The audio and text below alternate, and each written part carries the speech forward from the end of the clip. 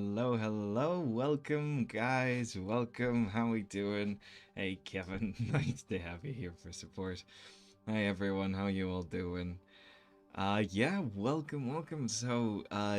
Today we're doing a Q&A stream.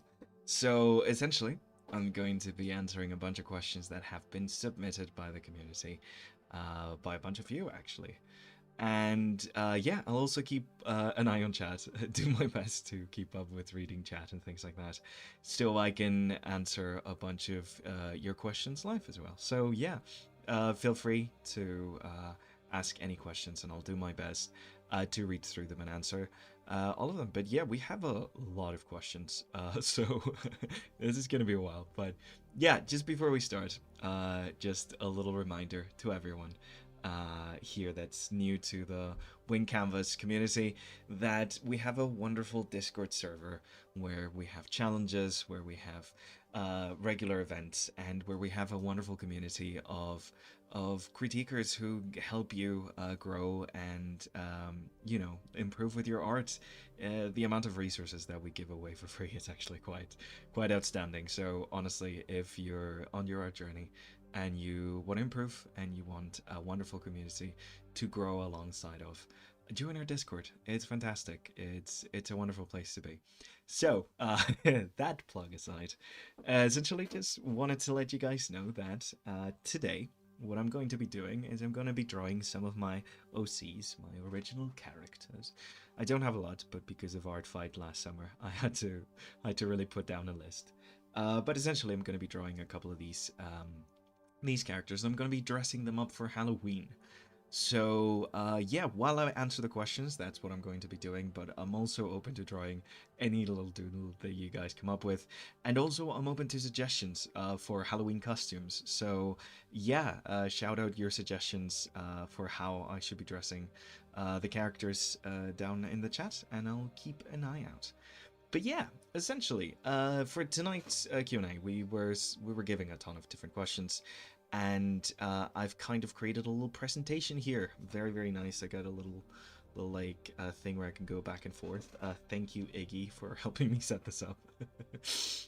Man, I could not do any of these streams without the amazing people at Wing Canvas. It's insane. But yeah. Basically, I'm going to be answering the questions as you see them, and I'll keep them here, like just to have them so you guys know what I'm talking about if you just pop in and out for a little bit of context. But again, I'll be going back and forth and actually answering some of chat's questions as well.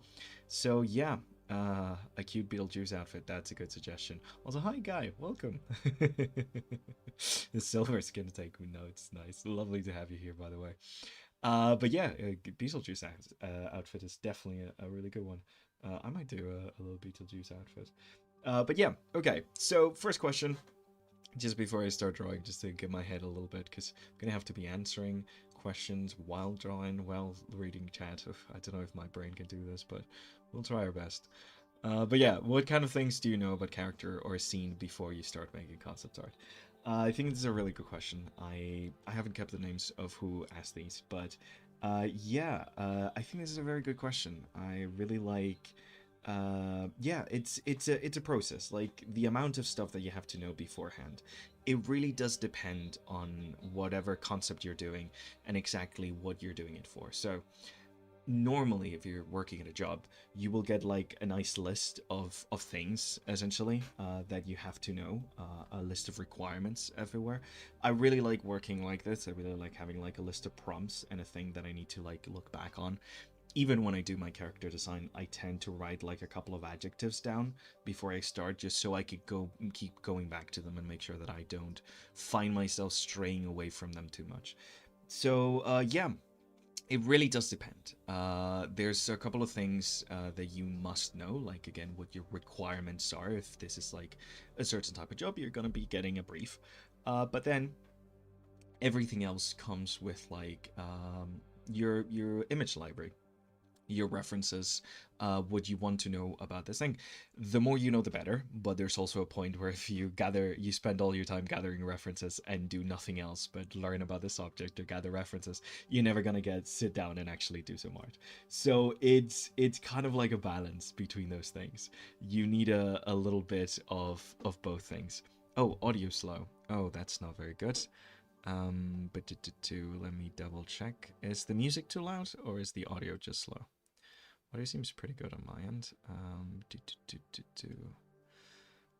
Painting Fiesta franchise says that the audio slow. Is this any better, guys? Is this better for audio? Can you hear me better now? Yeah. Production's fine. Okay, perfect, fantastic, awesome. But yeah, essentially, like as I was saying, like it's really up to you how much you want to start knowing before you start a concept. Honestly, like there's not a specific like amount of knowledge that you need to have of a subject before doing some concept art. And the fun thing, like a thing I've taught this to some of my students, but like whenever I'm starting to do a concept art, I do like a process where essentially once you have a brief where you have a certain characteristics that you need to fit, you start doing a couple of sketches that fit those ideas. And then after that, sometimes you want to do extra research. You want to go online, look up at references, read about different things. Let's say it's like you're looking at a specific time period and stuff like that. And then you revisit these initial ideas. You revisit them with that extra model, like with that extra knowledge, and you go back and do something else.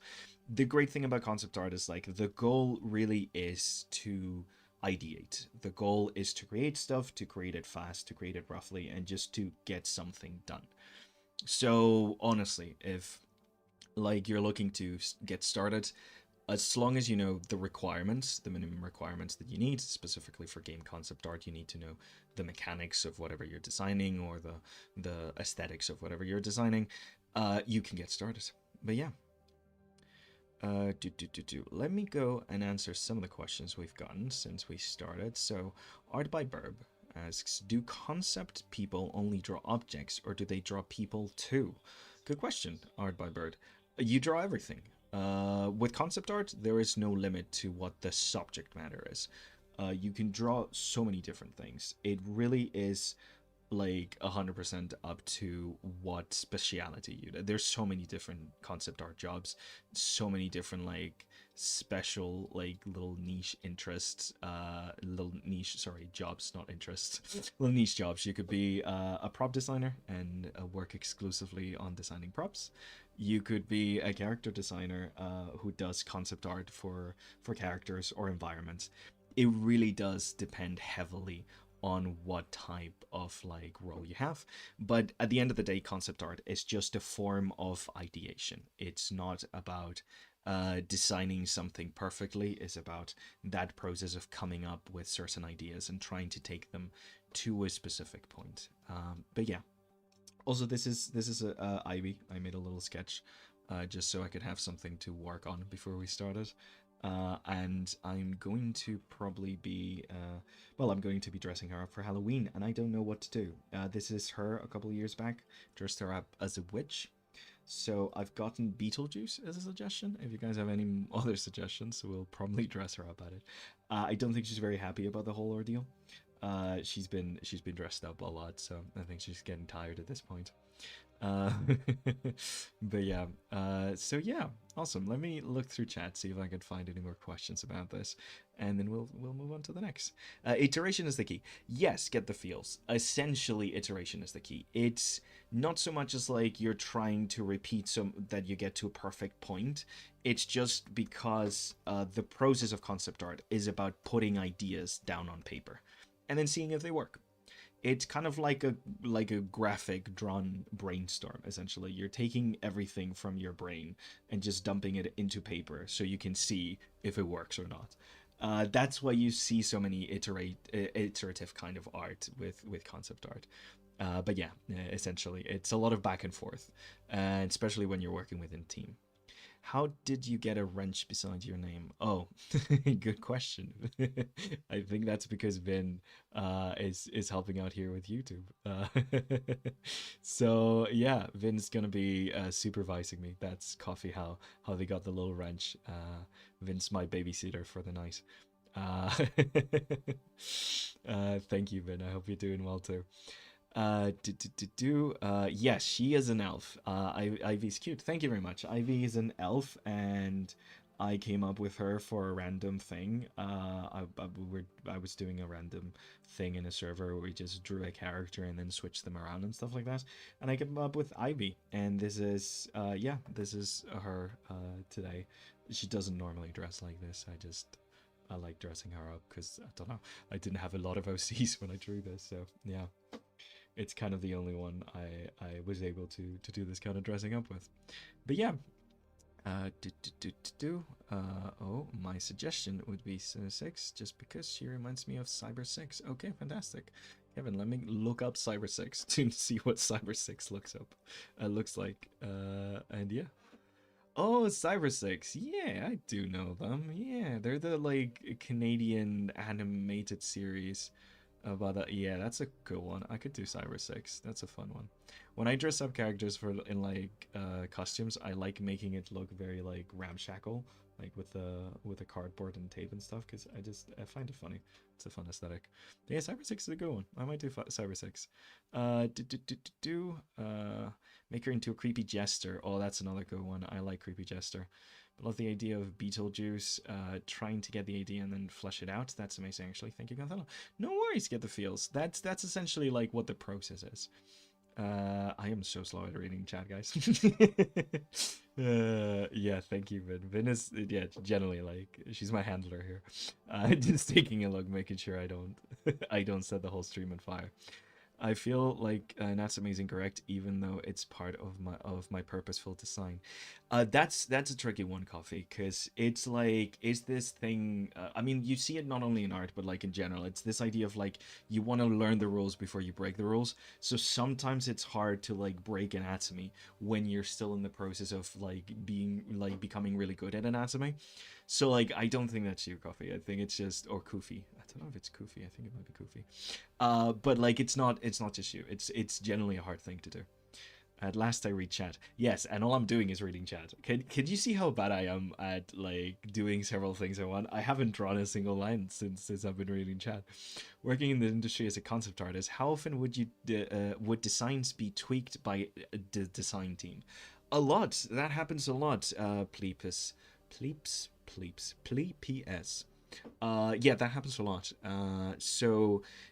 Within the industry, depending on what level of industry you work on, when you're working on smaller projects in indie teams, it is so much more common for you to just like take it all the way to the end, essentially from the concept art, just because they really can't afford to have several artists. So like you tend to not just work as a concept artist, but like go over to like almost a designer kind of level of things.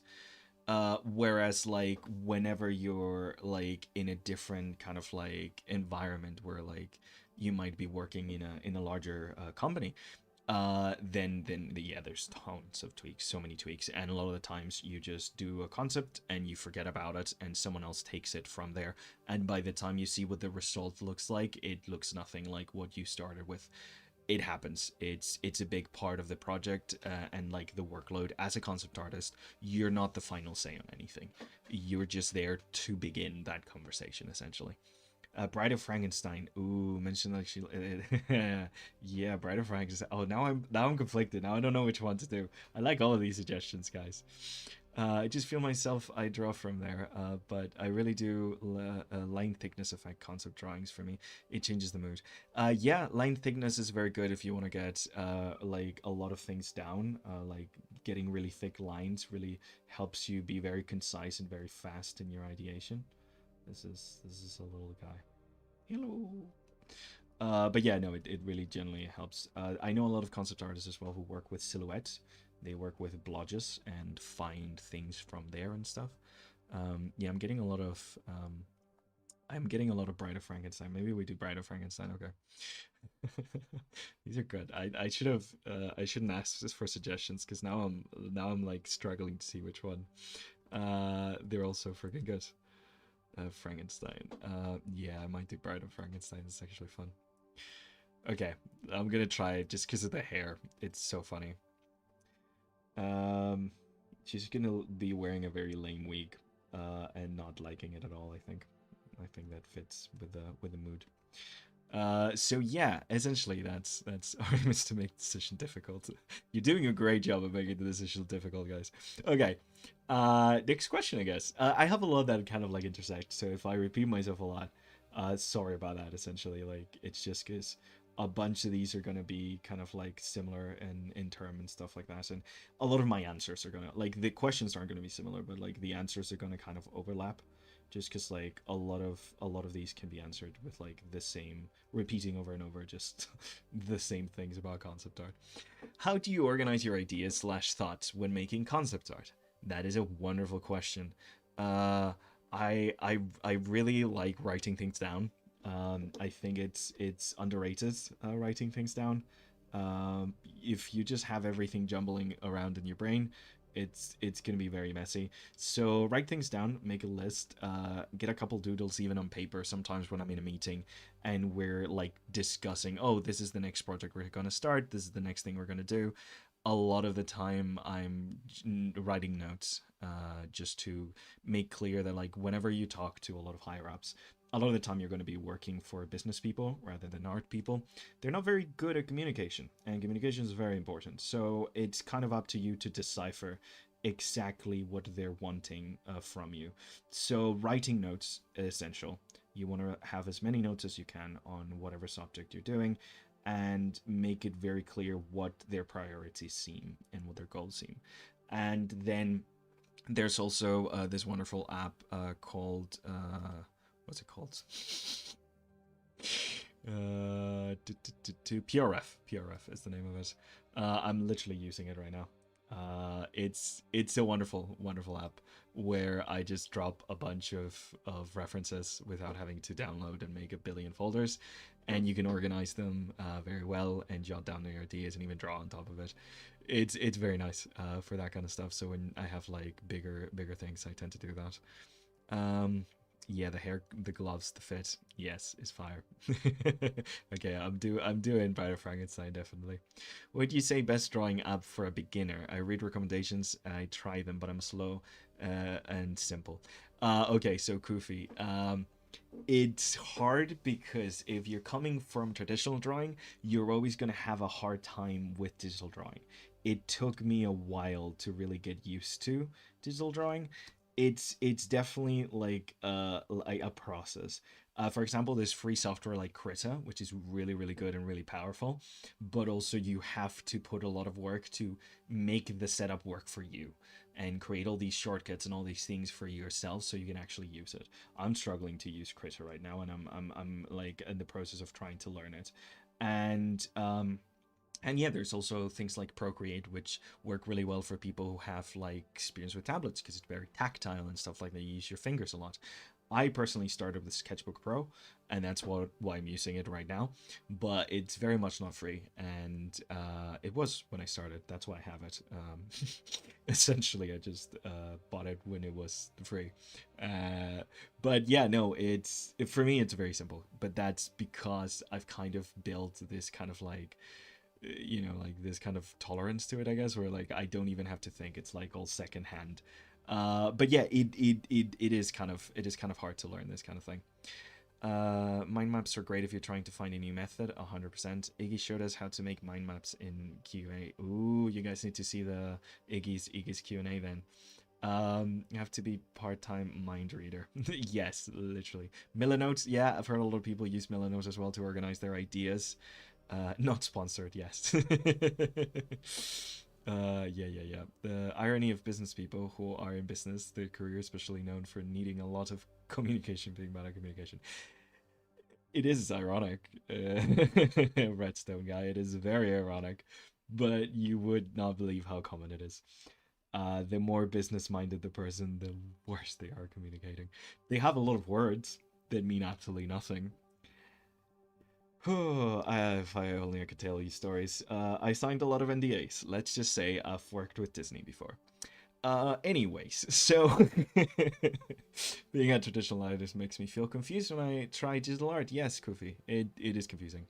It gets better though. It's very confusing. I'm still struggling, but I think I'm getting better at digital. Iggy is kind though, and yeah, and she's like, "Take your time. It's all good." Yes, honestly, like, yeah, just listen to Iggy. She's great. Do, do, do, do. Yes, how to speak with artists who speak creatively. Procreate supremacy. Yeah, NDA. You know how it goes, guys. Yeah, damn NDAs. But yeah, let's just say I worked with a mouse, and they're not fun to work with. And I've worked with a computer company named after a thing that you look out of in your house. Also not fun to work with. Yeah. Anyways, Bride of Frankenstein. For some reason, when I learned the language English, my Marcel changes to be cutesy and rough or graffiti. Really, after learning English, you just get those two extremes. That's hilarious. Oh man, but yeah. I close the window with the Bride of Frankenstein. Okay, there we go. So I'm gonna give her. I know the Bride of Frankenstein doesn't have it, but I think I'm gonna give her like a little bit of that. I kind of want to keep a little bit of her original hairstyle showing, to show that it's like a big of a wig. I think. What do you guys think? I think that's cool, right? Let me put some of these Bride of Frankenstein pictures over in my PureRev, so I can look at them all in the same thing. PureRev, not sponsored. Also, PureRev is free if you want to. You just I paid for it just because I use it a lot. Last time I downloaded it, but it just asks you for like set a price, so essentially free. Not sponsored. I just like the program. I wish they were sponsoring us. But yeah. That wig is iconic, thank you. I really like her expression. I'm really glad I gave her this I'm over it kind of expression. I think it makes it better. Makes it a lot funnier. But yeah, so she essentially has these really long like hair tufts on top of the ears. I kind of really liked drawing like the ear like hair tufts thingy. I don't know why. They look kind of cool. But also they're annoying to draw because it's hair. Hair is kind of annoying to draw.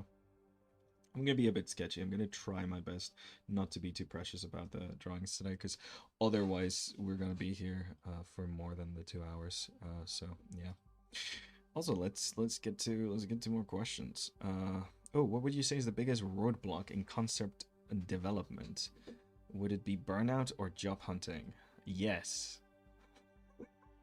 The answer is yes. Burnout is very common, especially in creative industries like ours. The problem is that a lot of the time you see jobs as less a job and more a project, so you kind of just throw yourself into it. That is bad. Don't do that. This is, unless it's your project and your baby, it's not your project, it's not your baby. Nothing that you do for it you should really get too attached to.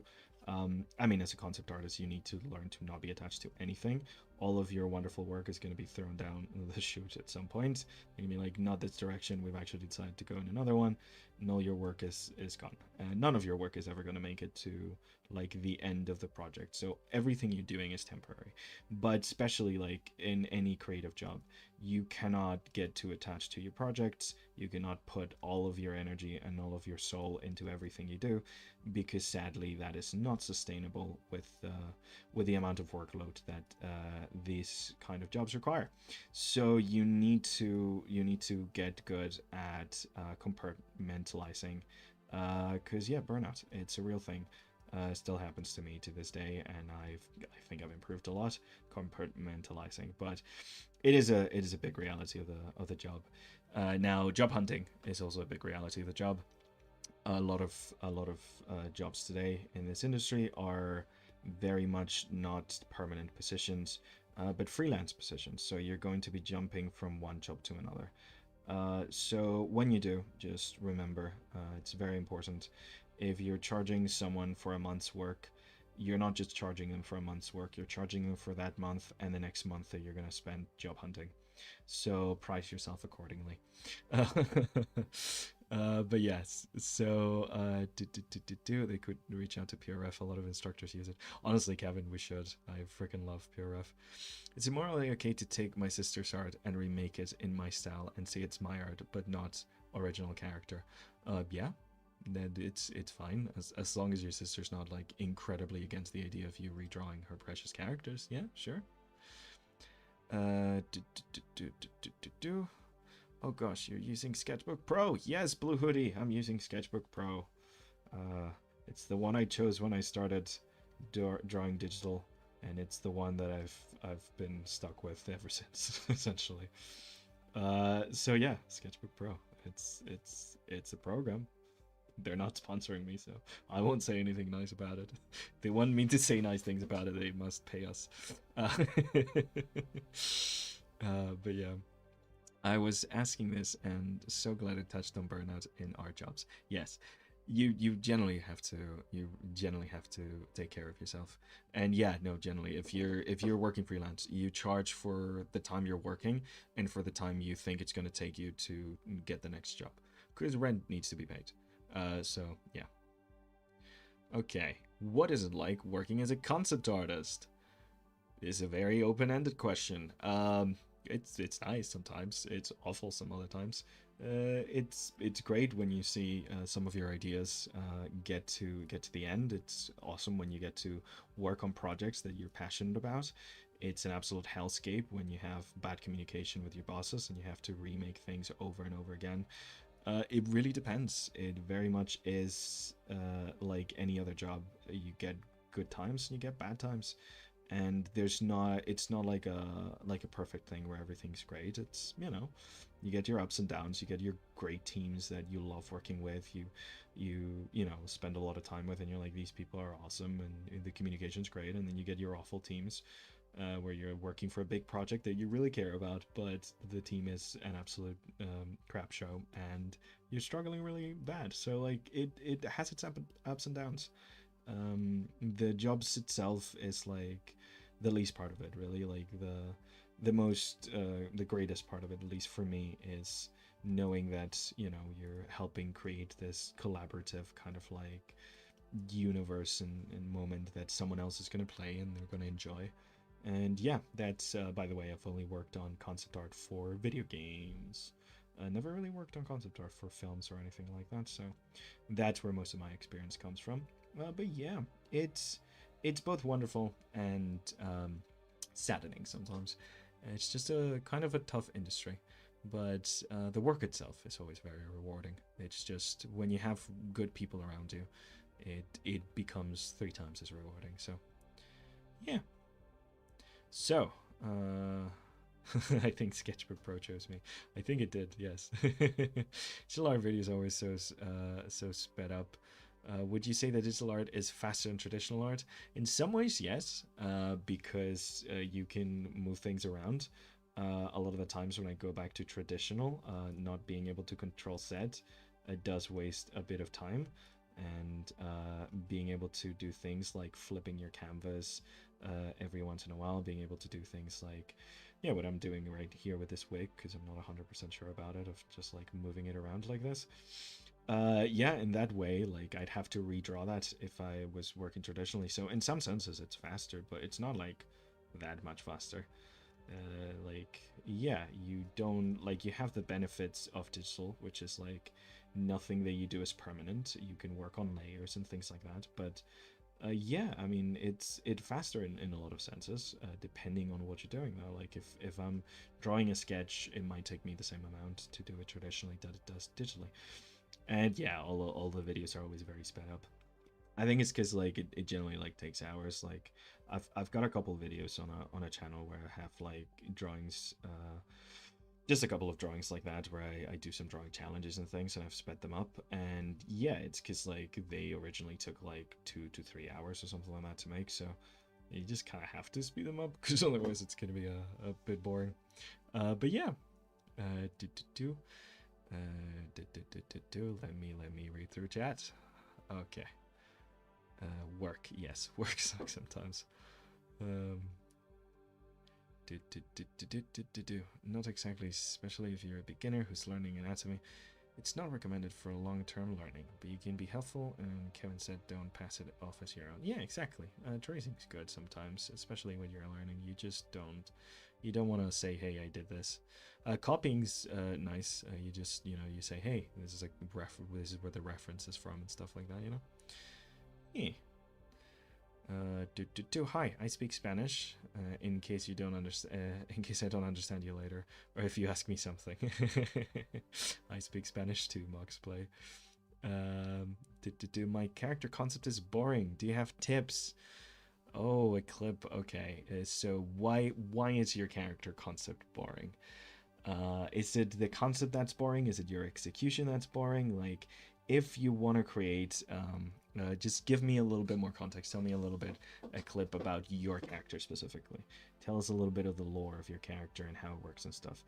Normally, when you find a character boring, it's because they tend to be very one note. They're like a carbon, not a carbon copy. A cardboard cutout of a human being. They only have like the one feeling, and that's about it.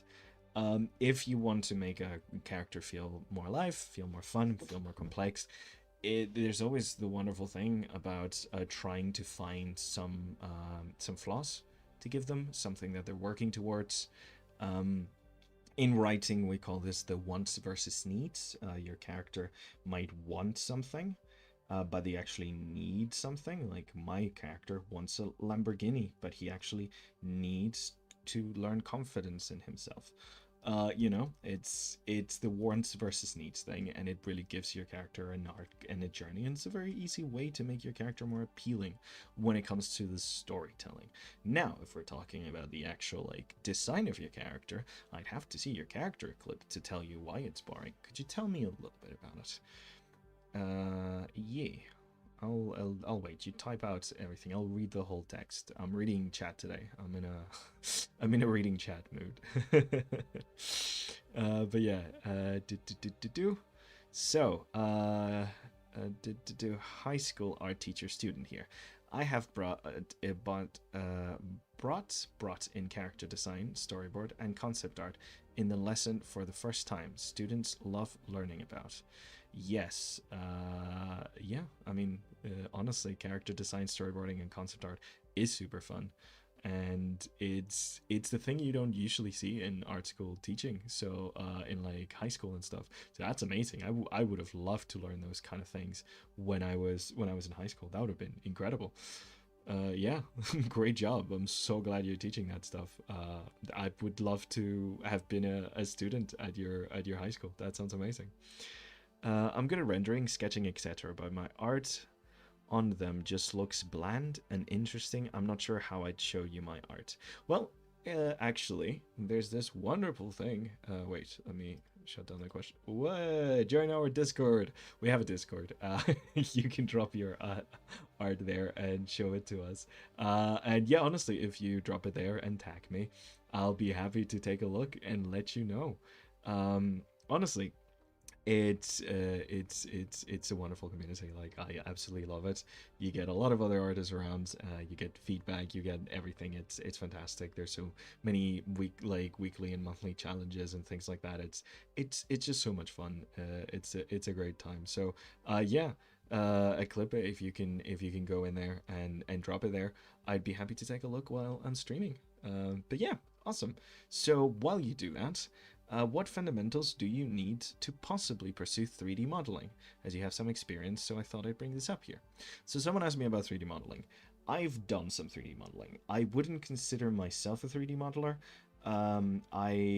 The most amount of 3D modeling really I've done. I know a little bit about the basics of Maya, and I've worked with Blender before, but I'm not. I wouldn't be able to model you something right now if you asked me to. My software of a quote-unquote expertise is, a big quotation on that, is something called Blockbench, which deals with very low poly models. Specifically because I've had the pleasure of working on a bunch of Minecraft projects, and that's what they use to do the modeling and texturing for, and a bunch of the animating as well for all of those projects. So that's the limits of like my experience when it comes to modeling. Really, the only thing that I would say I'm like kind of good at. The problem with that is that I don't think it's very reflective of most 3D modeling. I think if you want to go into 3D modeling, especially unless you want to like stick with objects and do like you know, modeling like objects and things like that, where you're doing swords and things of that sort, any sort of art fundamentals, especially if you want to do human beings, any sort of like human anatomy, is going to be incredibly important for you to know. Because not just like knowing how to draw human anatomy, but actually understanding it. You don't need to be very good at drawing. I have a couple of friends who work in 3D modeling, and their drawings are pretty awful. And they're incredible 3D modelers. Like they make some beautiful, beautiful stuff. So really, it's about understanding more than anything. So any sort of basics on like human anatomy or understanding perspective and things like that, they're going to help you with understanding that 3D modeling more than anything, because you're going to be able to apply those concepts and those ideas back into your art, essentially. But yeah, aside from that, I couldn't tell you much more because, again, even though I do a little bit of 3D modeling, I wouldn't consider myself a 3D modeler, and I'm not very good at it. So I can't really speak for 3D modelers in that sense. All I know is that a couple of my friends really benefited from from anatomy studies, not because they got better at drawing anatomy, but just because they got to understand that. You tagged me on Discord, fantastic. I'll take a look at that now then. You get to hand with me and Kevin. Yes, that's a very good point. Yeah. There's three wizards can earn money. Okay. People, please, have you read my latest blog? Yeah, honestly, look at what Kevin posts. It's freaking great. It's awesome. Listen to Kevin. When in doubt, just listen to Kevin. Okay, let me take a look at your work. I just been tagged. Haha, here we go. Scroll down. Fantastic. Okay, this is your character. They don't look boring to me. They actually look pretty good. I think your major issue and why they might seem boring right now is because you have really good, very nice rendering and like anatomically looks really lovely. But I think the major issue here is that shape language. When you look at the most iconic characters that we know and love, they have very exaggerated shapes and forms. Like, you could simplify them. An iconic character is one where you can draw them like a child would draw and you'd recognize them. Like right now, if I draw this like this, and I give it some pink cheeks and some eyes, who's that, guys? Who's this? Everybody knows who this is, right? I'm waiting for chat to update. Yeah, Pikachu! Exactly, Silvermoon. That's Pikachu. That's because their design is so iconic and so simple that their shape language is so iconic and so simple that you're able to tell who they are at a glance. So if, for example, for your character, if you want to start leaning them towards the iconic side of things, like the fact that they're a human that also looks like a panther is already pretty unique, you know. But like if we start, for example, with the hair, let's start coming up with like ideas with what the hair can look like, because right now it's this very realistic hair that goes like that. That's not very iconic. Think about what your character's personality is. They have a t-shirt with flowers on them, so maybe we can make their hair look like a little bit like a flower, you know, like something like this. This feels very dumb, but again, this is what concept art really is, guys. Yeah, you can maybe make their hair look like a little bit of a flower, a little bit like a sun, maybe do a little bit of spikes like this.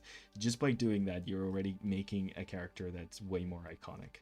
Like, yeah, the Bride of Frankenstein. If I draw this, BDDD, that's the Bride of Frankenstein. Uh, if instead I draw it like this, that's Marge from The Simpsons.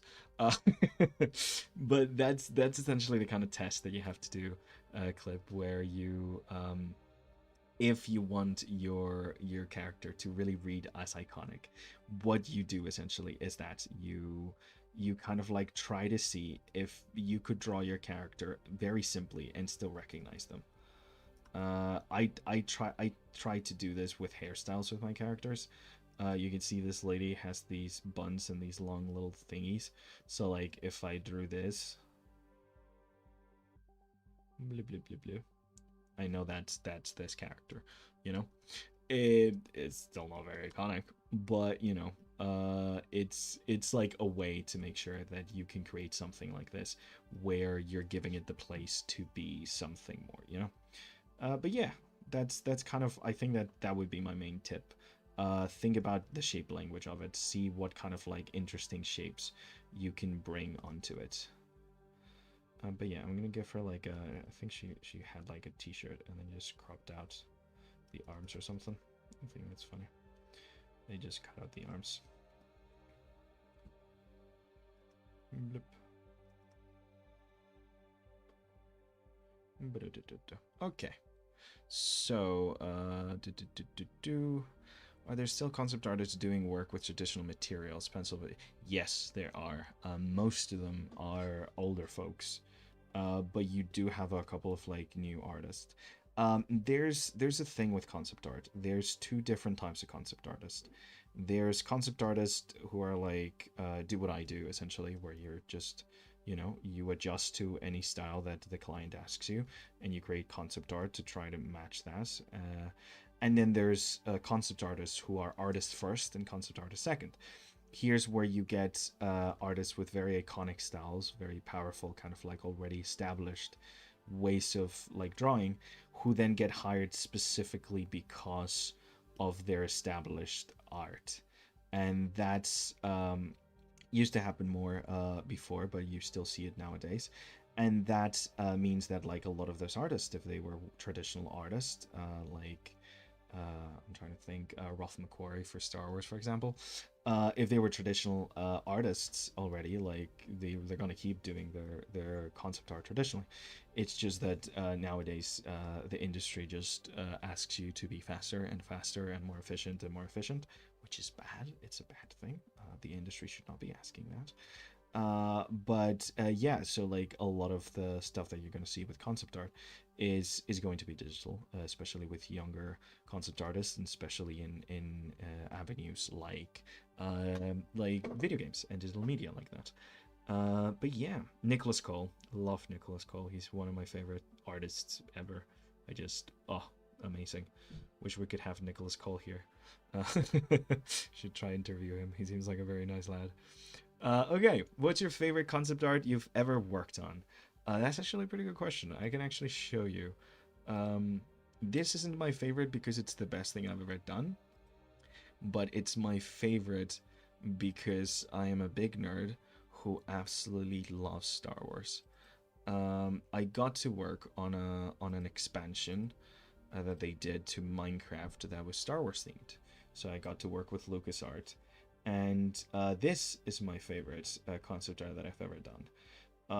Because I spend a few hours just for free, not even like charging them or anything. Just going through Wikipedia to try and find any sort of paint spray and create a fake corporation and try to put branding in it and stuff. Just again, for a pixel game, like this is what it ended up looking in game. But I did all this effort just because, doing anything for Star Wars was such a big deal for me that I wanted to kind of like really like get into the universe and try to see how this technology would work, who would produce it, what kind of like style, depending on the kind of like era that we're working with in Star Wars and stuff. And I even like wrote down the logo in the basic alphabet. And yeah, so yeah, it ended up looking something like this by the end of the whole thing. But to me, that's one of the favorite concepts that I've ever done, just because I'm a big old nerd. Okay. Yeah, that would be so cool, wouldn't it be? Do you have any other tips pursuing full-time art? Yes, you need to find exactly what your niche is. Full-time art can mean a lot of things for a lot of different people. Not everyone's art journey is going to look the same, and not everyone's goal is going to be the same.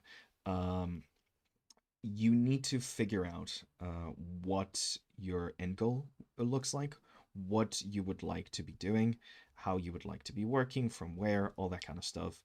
What exactly are like the topics of interest that you like pursuing? What are exactly the things that you would like to be doing on a day to day? And try to find the job that matches that the best. Why? Because unlike other industries, you kind of like you're not just when you're working in art, you're not just like working physically. There's so much emotional labor that goes into doing anything artistic that I wouldn't recommend you do something that you do not feel at least a little bit interested in. um yeah, because if that's the case, I'd recommend you work in any other industry and you just do art for fun and for yourself and as a hobby. But if you're going to turn art into your full-time job, I definitely recommend that you find something that matches the kind of like lifestyle and the kind of like goals that you have for your art. So that would be my number one thing. Because again, there's so many different jobs in the art industry. There's so many different industries in the art industry. So yeah, you've seen that one? Yeah, you have seen that one. You could see Sabine carrying that around. Yeah, her like little spray things are the only spray painting thing that I could find. The only reference to really like the only physical representation of paint in the whole of the Star Wars universe, which is very funny. I'm trying to do anime art with painterly rendering, and as a fairy artist, though, I might branch out to D&D art. That's fantastic, Eclip. Well, it sounds like you might want to be a commissions artist. You might want to be an illustrator who draws people's characters for D&D or people's OCs and things like that. In which case, I would look into trying to get a couple of examples of what that would look like done. Best thing you could do is if you have any friends, be like, hey, can I draw your characters from D&D? Or even like ask people to draw their OCs in events such as Art Fight, which are like occur yearly, where people do that kind of thing. Yeah, just to have a couple of samples that you can show clients and you can showcase on any sort of website. I use Vegan for commissions, although I don't get a ton of commissions just because I tend to be closed for commissions most of the time. I am open now, but just for this month. So, like I'm not open enough to do that, but I have a couple of friends who work mostly on commission. And yeah, the way you do it is that you build a specific niche of things that you draw and try to advertise to the group that you want to advertise to. Yeah, pretty much. Time to find industry. My industry in the art industry. Yes. Commission artists mainly. Yes. What brushes do you use in Sketchbook Pro? I use some custom brushes. I like this one a lot. This is one of the default brushes. I don't know what it's called, but it's nice. And then I use this one, which is like kind of like a custom brush. It's essentially this shape, just like with a little bit of movement side to side like that. So it has this little sketchy kind of thing. I've kind of just like made a bunch of custom brushes for myself for like Krita and Sketchbook and like Procreate and things like that. So yeah, maybe we'll put out some custom brushes at some point with Wing Canvas. We could do a brush pack because everyone keeps asking about our brushes all the time, don't they? Don't they, Kevin? But yeah, maybe we could do that. Maybe we'll come out with a Wing Canvas brush pack. Do. Okay. Overall, wouldn't say my art is bad or any tips in that way. No, you have pretty good art, Eclip. Honestly, it's a case of keeping on, and practicing. Good news again. You have the wonderful Discord plug. Let's do Discord plug again. Discord plug. Woo! Join our Discord. Generally very helpful. Before I was working here at Win Canvas, I used to post my stuff all the time to ask for feedback. It really helps. We have some wonderful people working to give feedback. So yeah. But yeah, I like how it's sketchy. Yeah, I'm doing pretty poorly today, performance wise. I'm very bad at multitasking. Uh, Literally the best kind of brush. No spoilers. Ooh, maybe we are coming out with stuff. Okay. My life, the default brush. I don't know what it's called. Yes, exactly. That's the vibe. Okay, next question. What is the one thing you like and don't like about your job? Well, I think I've kind of covered that. Really like do drawing art. Really like creating worlds and populating them and getting into all the minutia and stuff like that. And really like seeing that vision come to life and collaborating with other artists. And you have to remember in a job like concept art, especially within the games industry, you're never working alone. So a lot of your tasks are going to be trying to do what you can to make everyone else's life easier as they go down the chain of production. So yeah, no, I really love seeing like what things look like at the end. I really like seeing what like how my ideas like warped and changed as things went on and turned into what the final product ends up being. That's really fun. And what I don't like bad communication. I don't like working with people who are bad at communicating. I don't like having to redo things, not because they don't work visually, but because the ideas were communicated poorly. So, or because the person that told me what I needed to do changed their mind halfway, and never told me until I finished the project. That's really annoying. Don't like when that happens. Um, and yeah, and I don't like that AI is taking over a bunch of concept art jobs. But apart from that, it's pretty nice. I just started with negatives and then gone to positive. This feels a bit negative. Yeah. How do you study fictional characters as to be able to draw them accurately, consistently? Well, that's hard. That is a job that is more suited to someone like an animator or an illustrator. The good thing about concept art, you don't have to draw anything consistently or on model ever, because you're the one who's figuring out what the on model looks like. But yeah, no, essentially what you do with stuff like that is measuring is very good. You want to make sure that the proportions are correct. You want to make sure that the iconic parts of a character are visible.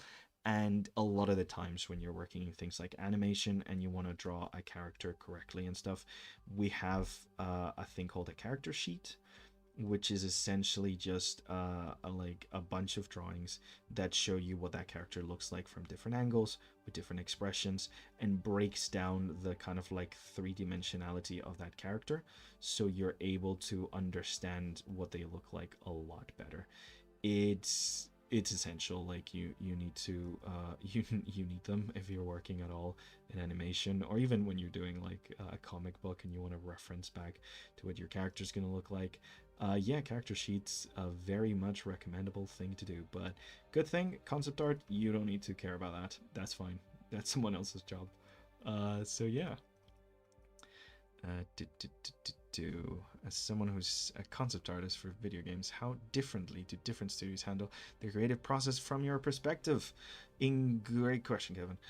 Incredibly different. Every single person that I've worked for has a completely different way of doing things. Every single company that I've worked for, I'd had to adjust to their specific process.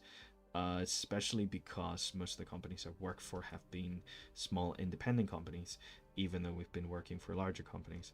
But that's another issue that the industry is facing right now. But the problem is that like a lot of the time, it means that those companies prioritize different things. So you never really have the same level of importance to everything as you do for a different company. So some people really care about your concept art being nice and clean because they want to show it off to investors, or like use it as part of like their like PR method and stuff like that. Some people, like most people, don't care about that. And instead, their main thing is that you focus on stylistic consistency because they have a specific kind of thing. Some people expect you to do certain degrees of concept art. Some people really just want a little bit of a brainstorm and ideation, while others really want you to take it to like the finished design state where you're like kind of like leaving the realm of concept art and becoming more of like a designer, where you're actually like just carefully like creating a specific design to hand off to a 3D team and stuff like that. It really varies so much from each workspace, um, each company that I've worked for. I suspect larger industry jobs might be a bit more stable, just because there's certain practices that can be replicated more easily with larger budgets. But when it comes to independent studios, it really is like whatever happens, happens kind of thing. I've gotten pretty lucky with most independent studios, so they've been pretty nice.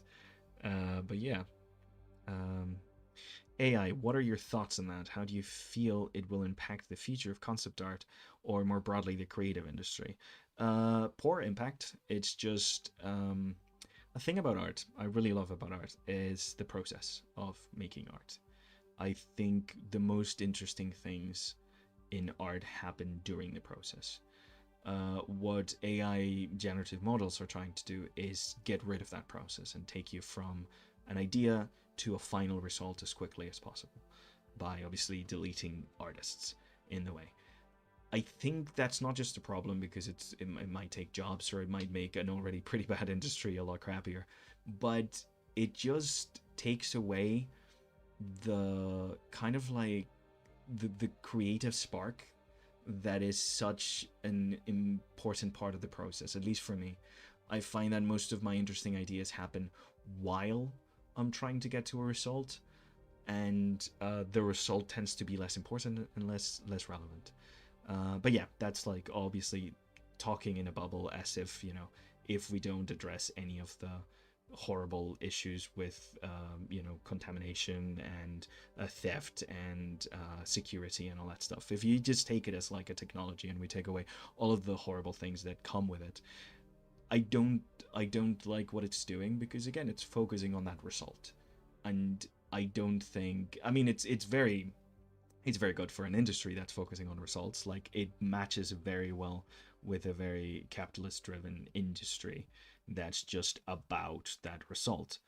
But to me, at least, that's the least interesting and least important part of art. I love the process and I love the chaos and creativity that comes during the process. That's why I like doing concept art as much as I do. And I think it just takes from that. And I think that's a shame. So, what's it like adapting to their differences? Good question, Kevin. So, yeah, I mean, it comes, again, communication, most important thing you can do in this job. Be able to communicate good, and it's a little joke, sorry. Be able to communicate well, and be able to understand and adapt and adjust. It really is just about changing the way you do to make sure that you focus on what they clearly find most important. If you're able to understand what they mean when they're telling you how they usually go about things. And I think also, I think most people forget, it's like sometimes it's not just about listening, but asking questions and asking the right questions. I'd rather be a bother who asks too many questions than someone who doesn't understand what they were told. So it's good to just like be able to ask the right questions and hone in onto what the client's needs might be, or the studio's needs and process might be.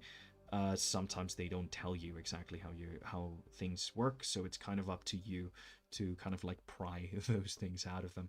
So yeah, I think in that case, like, it is up to you to like make sure that you put as much effort into trying to understand what they mean, trying to understand what they want from you. So actively asking good questions is very important. Yeah, I could, if it weren't for NDAs, I could tell you about a certain story where people asked the wrong questions and it cost us a few months of development. Um, Darn NDA, am I right? But yes, asking questions is very important when it comes to communication. I don't think AI will impact concept art in the long term, honestly. Where AI succeeds is in things like animation in between frames currently, rarely, but I don't think it'll replace human creativity. No, I don't think it's going to replace human creativity, but I do think a lot of executives are assuming that it will. And so we're going to see in the short term, at least, a lot of loss of job and just quality of like treatment in those industries, because they're gonna expect you to do more with less, which is just annoying. I mean, it's just, yeah, it's just gonna give them the excuse they've been wanting to just take more from an um, already pretty badly treated workforce. But yeah, what are some good questions you like asking when you get to bigger picture of what they want from you? Yeah, so I like to ask about specifics about the results. Exactly what are they looking for in the concept? If they wanting messy ideation, and I use words like that. Like I use words like messy and clean things to kind of like, even though you might not want to call any of your work through negative terms. I think in this case it's kind of important to make sure that it's very obvious and clear what you're going to be delivering to them and asking what exactly they're wanting. It's very important as well to ask about the rest of the pipeline. Who comes under you, like if anyone's going to revise your work or if it's going directly to a 3D artist. That kind of thing, very important, because you're going to really change the way you work if you're sending your work directly to an artist, or if it's going to go through like a bunch of iterations, or even like an art director first and stuff like that. And yeah, just make sure that you can communicate as much as you can within that page. A lot of notes is something I do a bunch, especially when it's going directly to a 3D artist afterwards. Um, yeah, it's really about trying to think about who comes after you in that specific pipeline and trying to adjust to that. Okay, so next question. What's the process on designing objects slash props? What things do you consider when approaching the design process? So yeah, when I'm designing props and objects, a couple of things to consider. We went over these in the summer intensive on concept art, but there's essentially three things for game concept art, at least, that you want to consider. One, you want to consider the style. You want to make sure that whatever you're drawing fits the graphical or 3D style, or whatever kind of like exaggeration level that you're working with. You want to make sure that it communicates the mechanics. That's one of the most important things for a game. You want to make sure that when someone looks at a hammer, they know what you can do with that hammer. If it does fire damage, you better put some freaking flames on there, or some magma or something like that. And then you want to, which is like more of an asterisk. This is like going the extra mile, which is a story, adding a little bit of story, thinking about your world, where this thing would come from, how it would be made, who would be making it, and trying to use the already existing, especially because I say already existing because most of the time a lot of your work in concept art is going to be smaller things for things that are already like, that like projects that have already started and already have like a cohesive visual language and things like that. So understanding the story to that point, and what the world looks like, and who the players in that world are, and what like all this kind of stuff, like thinking about all the fun lore stuff. It's like an extra level of spice to add to a design, to make sure that it works within the world. Like let's say you're designing a new weapon for World of Warcraft or something. You want to know about where you're going to find that weapon, and you want to know about what like race of ancients created it and stuff like that, and you want to make sure that the design ideas within that, the little like shape language and all that kind of stuff, and the colors all match with that kind of like story essentially. But yeah, that's kind of how I go about that. Okay, let's. I'm getting behind on chat. Do. AI doesn't even create, it just generates random patterns. It doesn't understand. Here, AI is hard to come back. Sorry. Yeah, it's not even AI. It's not artificial intelligence. It's just machine learning. AI is a marketing term. There is no AI yet. At this point, it's just machine learning, and it's just a little black box where you scramble things in, and then when it poops it out, you tell them, no, no, no, I don't want that, and then it scrambles them again. And they've trained these models like that. That's why they call it training, because it's machine learning. Unfortunately, humans also generate random patterns we don't understand. Yes, that's what our brains do. But yeah, no, we are intelligence. I don't know if we are artificial. The reason we call it artificial intelligence is because it's the idea that we've created that intelligence and it didn't come from like nature. We like artificially engineered it. Now, are we the products of alien engineering? I don't know. I don't think so. But makes for a cool story. But yeah, no, we are the I in AI. We are the intelligence, although questionable levels of intelligence. But we don't define intelligence as smart, just capable of thinking. I definitely feel strongly against AI, and it scares me to even think about it. It's a bit depressing, honestly, especially given some of the things that have been on the news recently about it, which I won't talk about because they're quite terrible topics. But yeah, Kevin, you're right. Avoiding to pay before people pay for so they can get maximum gain. Yeah, no, that's the thing. That's kind of like the idea behind it. It's like just trying to rely less on human in input and human interaction. What I don't understand though is why they're doing it to an industry like entertainment, where like honestly I feel like a lot of people would be very happy if like AI did their laundry for them, but they're putting it into something that's it's actually quite enjoyable to do on your own. I want a robot that vacuums my house, not one that does the drawing for me. You know? Yeah, yeah. But yeah, that's capitalism for you guys. Fingers crossed. Oh my god, yes, it's a library of words and data sets, no reasoning. Yes, yes, yes, yes. Okay, let me go to the next question. What is it like working for concept art? Yeah, I think it's similar to one that I've answered. It's fun. It's good. I think I've already answered this question. Maybe I'm getting them repeat. What skills I have to prioritize as a concept artist? Speed is a very good one. Speed is great for a concept artist if you can do things faster, which I'm showcasing terribly right now. If you can do things very fast, that's great because it's gonna save you. It's gonna save you a lot of time, just because most of the stuff you're gonna do is gonna need redoing and remaking, and none of the stuff you're gonna do is probably gonna be the final version of a thing right straight away. So yeah, speed is very good, very valuable thing to have as an artist, as a concept artist. A good visual library is very good. I think we're gonna get another question about a visual library, so I'll hold off talking about it till then. But essentially, like a good visual library is very much a good thing, because the more like references for reality and different shapes and different stuff that you have in your head, the more interesting your concepts are going to be. At the end of the day, concept art is just brainstorming on paper. So yeah, it's just brainstorming with images. So the more stuff you got on your brain to storm out, the better. That sounded terribly.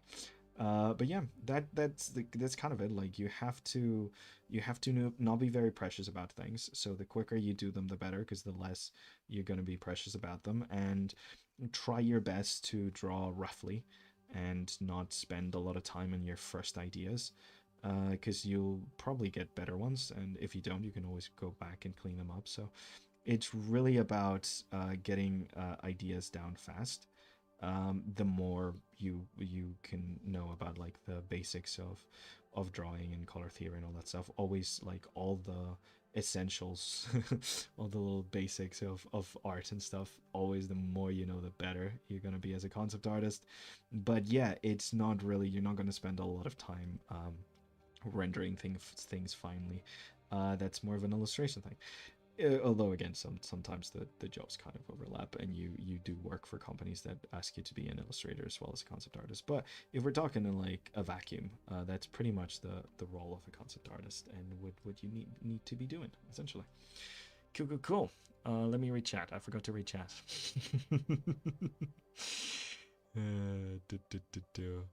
It's horrible. Hates it. Sorry guys, I'll talk less now.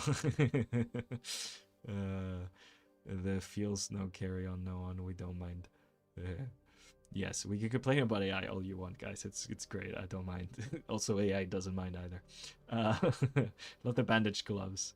Go Ivy. Even if you hate it, you hate it. Aw, thank you, guys. The feels. I think she'll appreciate that. Also, hi, Dr. Sicko.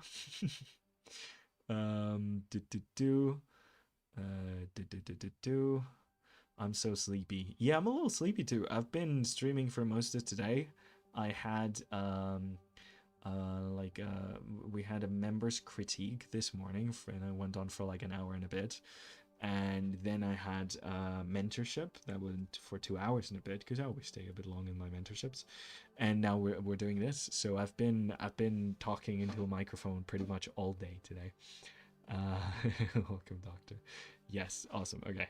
Next question. How does one start studying to do concept art? That's actually a pretty good question. I was thinking a lot about this one when I first read it, and a lot of what, like, the skills behind concept art, like, especially if you've never done any sort of like artistic anything, like if you don't have any of the basics of drawing or like color theory or any of the kind of like what we call foundations here. We teach a couple of courses on foundational like ideas and stuff, because I mean the art itself is like such a big like thing. Like you can really do anything when it comes to art.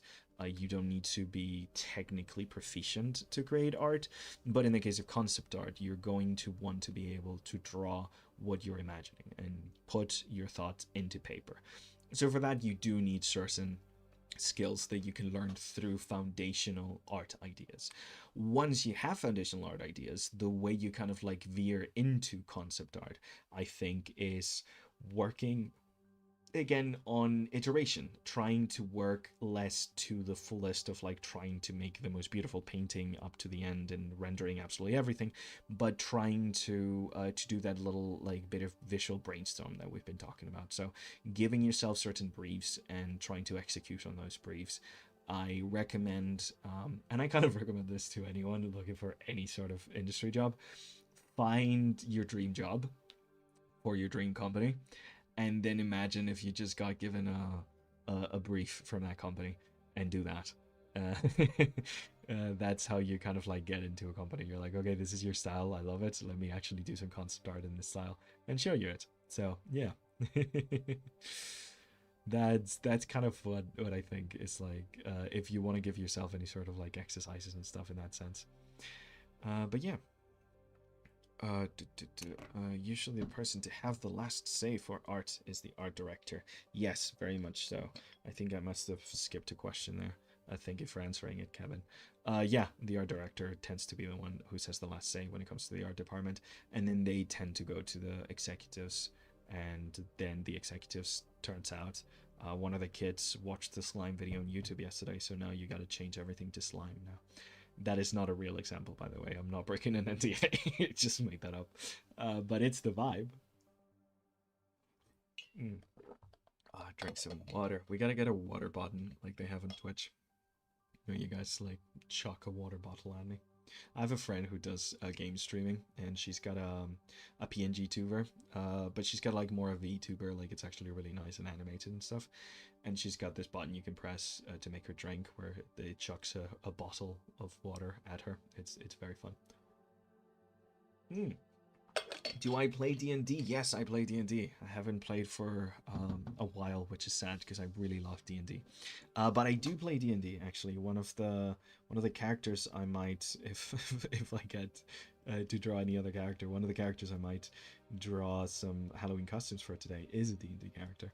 I really like D&D. It's a very good TTRPGs in general. I've played a lot of different TTRPGs, but I really love them. They're really fun, and I'm trying to build a campaign to get my family members into TTRPGs this winter when we come together for the winter holidays and stuff. Um, yeah, I really like D&D. It's very cool. I don't play as often as Jesse does, for example. But yeah, love D&D, great stuff. Also very good in general for just like a good way of practicing imagination, which is a muscle that you'd be surprised, but sometimes you do got to work it out. So yeah. Let's. Oh my God, so many messages. That's the job Faye had before starting with Canvas. Ooh, what job did Faye have to start? I'm missing. How am I missing this? I'm literally scrolling carefully to read everything. I feel like I've missed an entire conversation. Do, do, do, do, do. Insects are scary. They are. I am particularly not a fan of arachnids, or millipedes. I could do with insects though. It's just, yeah, hornets are scary because they bite me, but not anything else. Whereas arachnids is just like a deep ingrained fear. You should play with Jesse. Yes, honestly, it would be nice to do a little campaign between us instructors. Enjoying the stream. Have you ever played Deltarune? I have not played Deltarune. I know what it is though. I have a lot of friends who've played Deltarune. Um, I did play Undertale when it came out, and I stopped playing when I realized I didn't have to kill Torio.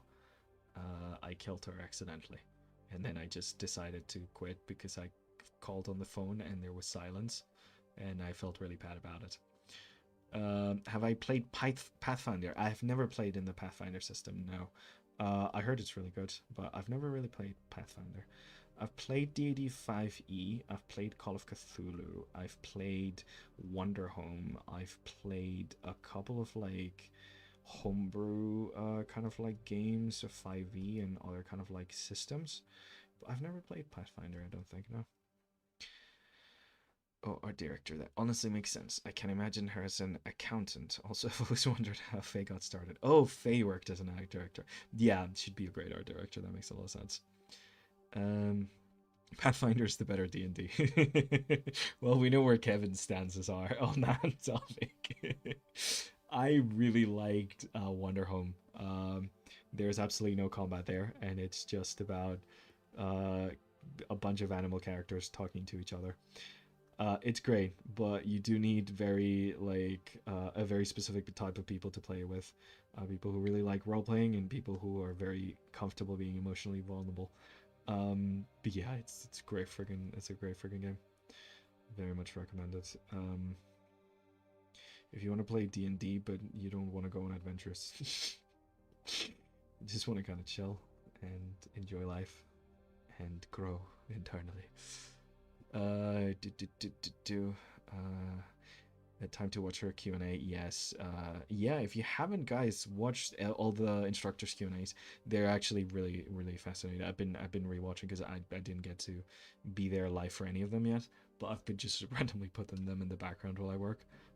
They're really great. It's amazing seeing all the answers and stuff, and a couple of questions we get are like for all of us and stuff. So it's been cool to see how other people answer them and stuff. Oh no, I lost the plot. Where are we? Oh, ho, ho, ho. I'm getting my first ever commission right now. Oh my god, a clip. Oh my god, congratulations. That's amazing. Um, Art director, yes, thank you, Kevin. I've worked at an art lead. I've yet to work as an art director. Look at me, 19 hours to play Deltarune. Yeah, I've been playing a lot of Silk Song recently. Crustaceans tend to freak me out. I don't mind crustaceans. It's weird because they should freak me out. They are terrifying, but they're I actually kind of like them. Can't do backs any of them. Congrats, Eclipse. Blah blah blah blah. Congratulations. That's so fun. some games take too long to play. Agreed. I'm not a big fan of open world games for that very reason. Yeah. Pathfinder is the recent D&D 5e exist. Ah, that makes sense. I like 5e. It's okay. I don't love the combat. I feel like I enjoy Deltarune better than Undertale because of Robot City in Chapter 2 or 3. I forgot. Try to avoid growing internally. That sounds painful. Thank you, Kevin. That made me laugh. Thank you for making me laugh. You guys know how much of a troublemaker I must be that I have both Kevin and Vin both looking after me. That rhymed. I did not mean to rhyme that.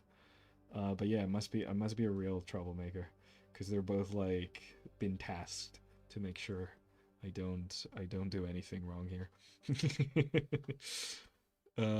Are there any exercises for doing concept art? Yes, there's a bunch of exercises you can do for doing concept art. I don't. I need to do a bunch of stuff for that, so I'm not going to advertise it yet because it's not come out yet. But essentially, there's a bunch of really good exercises you can do for concept art. The best you can do is give yourself briefs. If you have another friend who's an artist, that's even better because you can have them do the part of the art director and give you a little brief. But like I was saying before, find a game that you love and say, hey, I'm gonna do some concept art. If you're working for concept art in video games, if you want to learn how to do concept art for video games, that's a really good way. Find a game that you love and be like, hey, I'm gonna do some concept art for this game.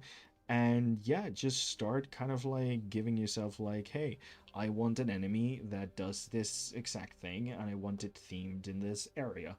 And then you try your best and come up with a couple of different ideas. You show them to your friends, they pick one, you develop that idea further, they pick a couple of versions of that, and then you clean it up, and that's your entire concept art exercise. And you can put that in a portfolio and take it to the bank. They're going to say, what are you doing here? We don't cash drawings, we cash checks. But you can take it to the bank. Yeah, they won't kick you out. They'll just be very weirded out. So, yeah. I haven't been in a stream for months, but I was summoned just to watch after you, Evan. That's how bad I am at this. Evie would probably here too if she wasn't in Japan. Yes, we miss Evie. She kept me in line very well. Oh man. Oh, Evie, oh please, Evie would not be at a stream now. Evie's too busy for that. But Discord does feel emptier without her, and we miss her a lot. We hope she's having a wonderful time in Japan, though. That sounds awesome. I wish I could go to Japan. It sounds like a good one. I do have I do have travel next week though, so it's just not Japan, sadly. So a little bit disappointment there. I am seeing my partner, which I'm not disappointed about though. That's really great. I really miss her. But yeah, Evie never comes to stream. She's a terrible mod. I think a lot of new artists think that tracing to get better is cheating. It is not, Jackal. Tracing to get better, I agree, is fine. It's a thing you can do. Just don't pass other people's work as your own, and you'll be fine. Tracing is great. I used to trace a lot as a kid. I used to trace comic books to try to like understand what they were doing with the shading and the cross hatching and the line and stuff. It was great. I had a whole notebook. It was just very weird when my parents were like, "Oh, look at his art! Isn't that beautiful?" I'm like, "No, mom, I copied that. That's not my art." Yeah. Just be careful with that last part. But aside from that, yeah, tracing's fantastic. You can even trace your own work. Before I got into digital drawing, I I really got into painting my like little sketches with acrylics. I really liked using acrylics because acrylics are cheaper than some of those fancy markers that people had. So yeah, I used to trace my own drawings with a little light box and then paint them with acrylics and then trace them again to draw the line with some like some pens. I couldn't come up with a word for pens. Wow, amazing.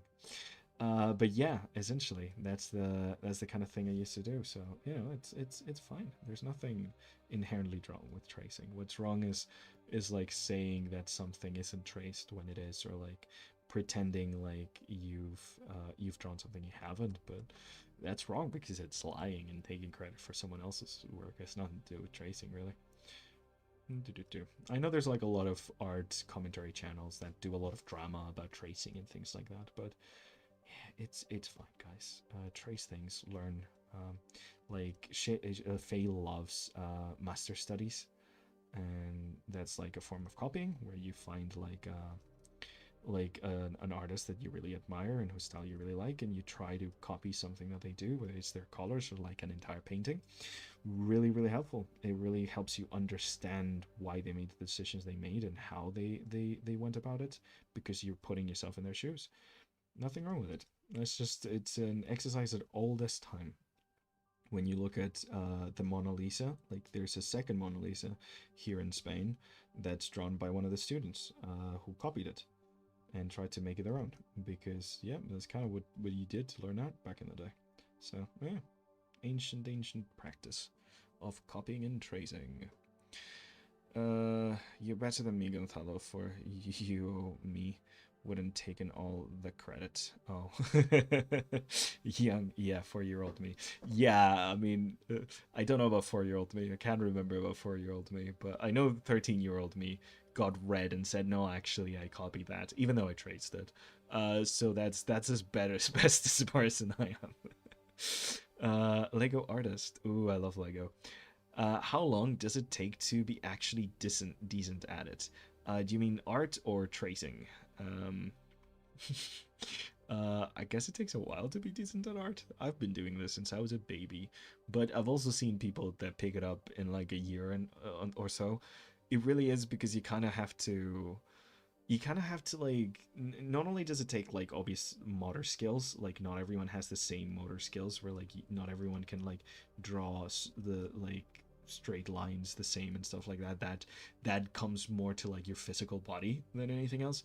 um but like a lot of art comes with doing the right practice, not just practicing.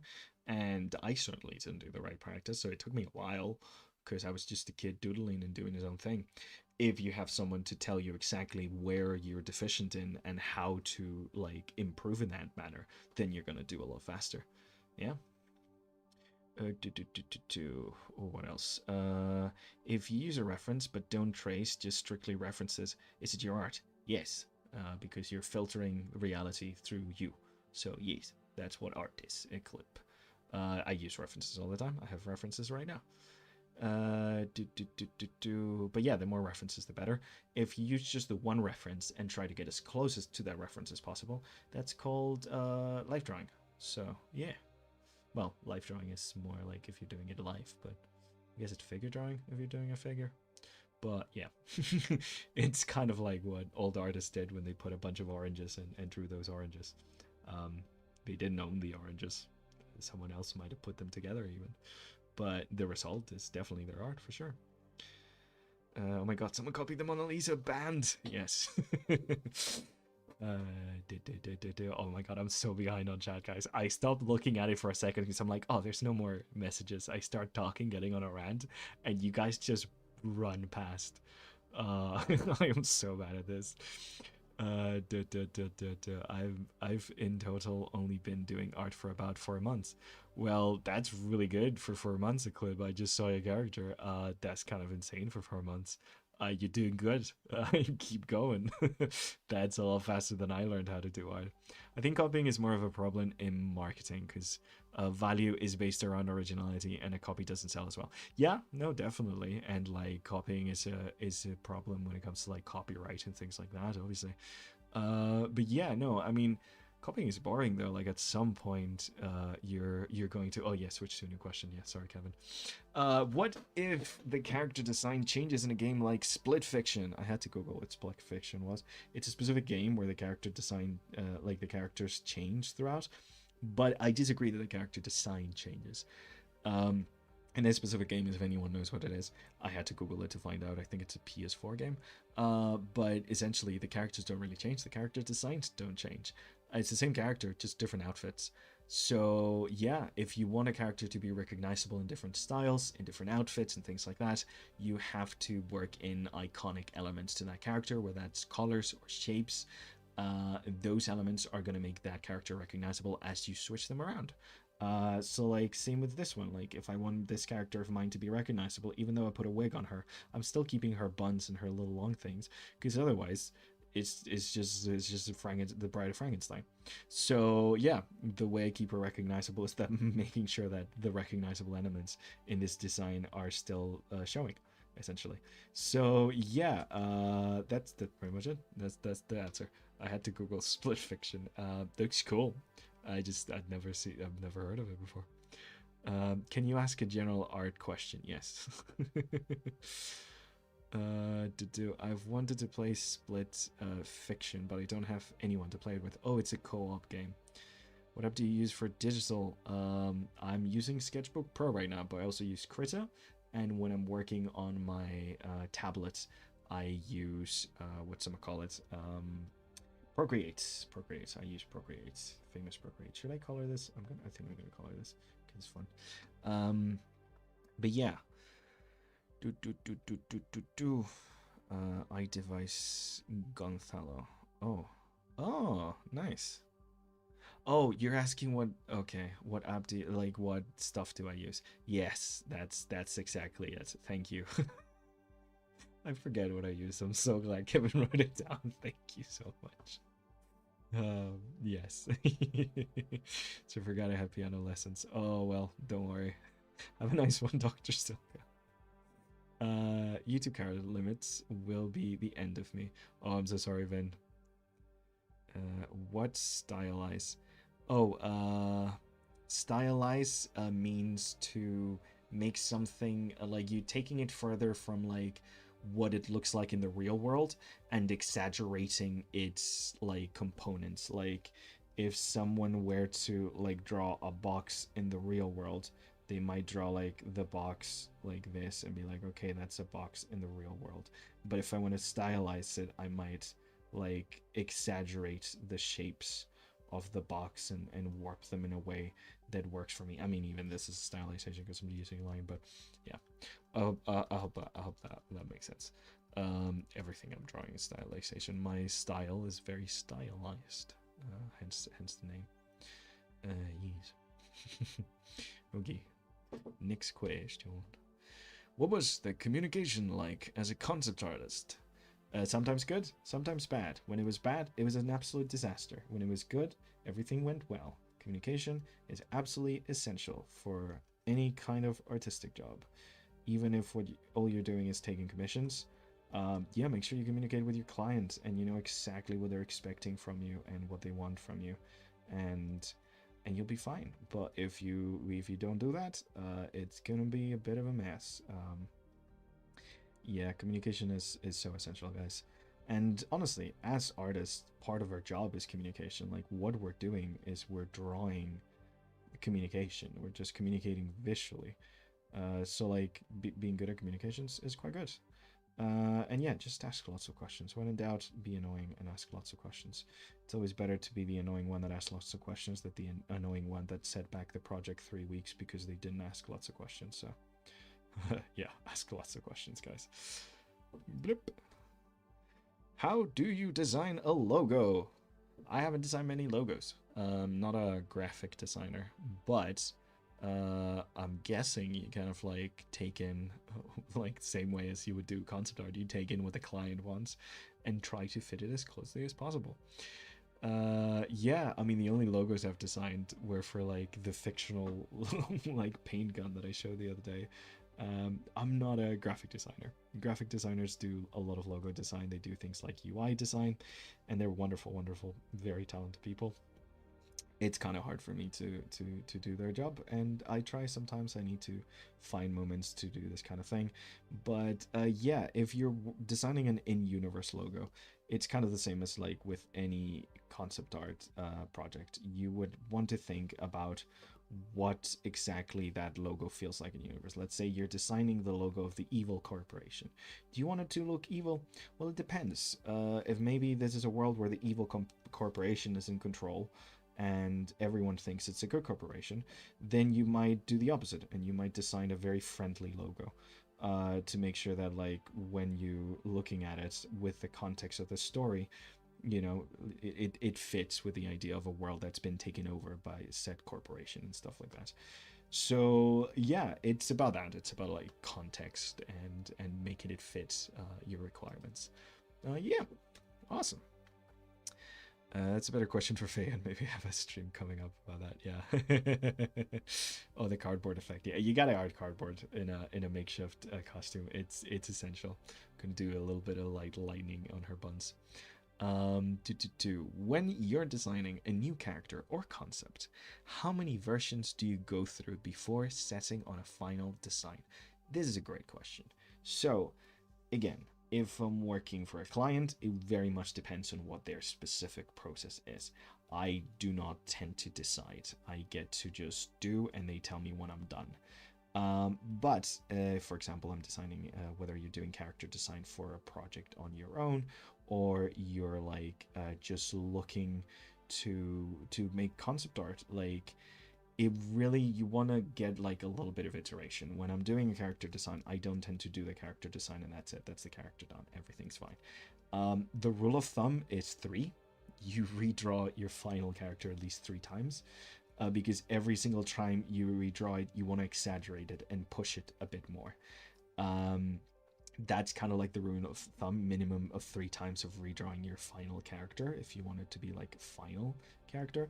I'm currently working on an animated project, and I'm redrawing the character a lot, because you don't want to go with your first instinct when it comes to that. You want to make sure that you can push it and stuff like that. When it comes to like concept art, a lot of the times what you're going to do is draw different versions of that character. If you're drawing a character, you're doing a concept, you're, instead of redrawing the same character to get it perfect, which is more of like a character design kind of thing, in concept art, where you're going to be doing is doing iterations of that character. What does this character look like with different hair? What does this character look like without a jacket? What does this character look like if I leaned in more towards this other kind of like style, and I want to make them like more realistic? Like, that's the kind of thing that you're really looking for when it comes to concept art. But yeah, again, wonderful question. And honestly, in like, whether you're a concept artist or a character designer, draw them more than once. Draw them more than once. It's so essential, especially if it's just your OC, you'll draw them more than once, just in like as a fact. But if you're like designing them for like a, I don't know, like any sort of project where it's a small comic book or your own like animated pilot or whatever, draw them more than once, guys. Yeah. Sounds like Wally. I don't know who sounds like Wally. Is it me that sounds like Wally? You love the cardboard effect. Nice. She looks so good. Are you coloring Ivy? I think I'm gonna color her. What did I miss, Wally? Yeah, I'm also wondering. What's the Wally thing about? We need more context, Jackal. Yeah, I like the cardboard effect. I think it's so fun. I really like having like the little like makeshift little things where like it feels like someone just like stapled some things together. It's so fun. It's generally so fun. But yeah, gonna do a couple of lightning bolts coming out of her hair. I was gonna mirror it, but then I realized I didn't like it, especially like it. So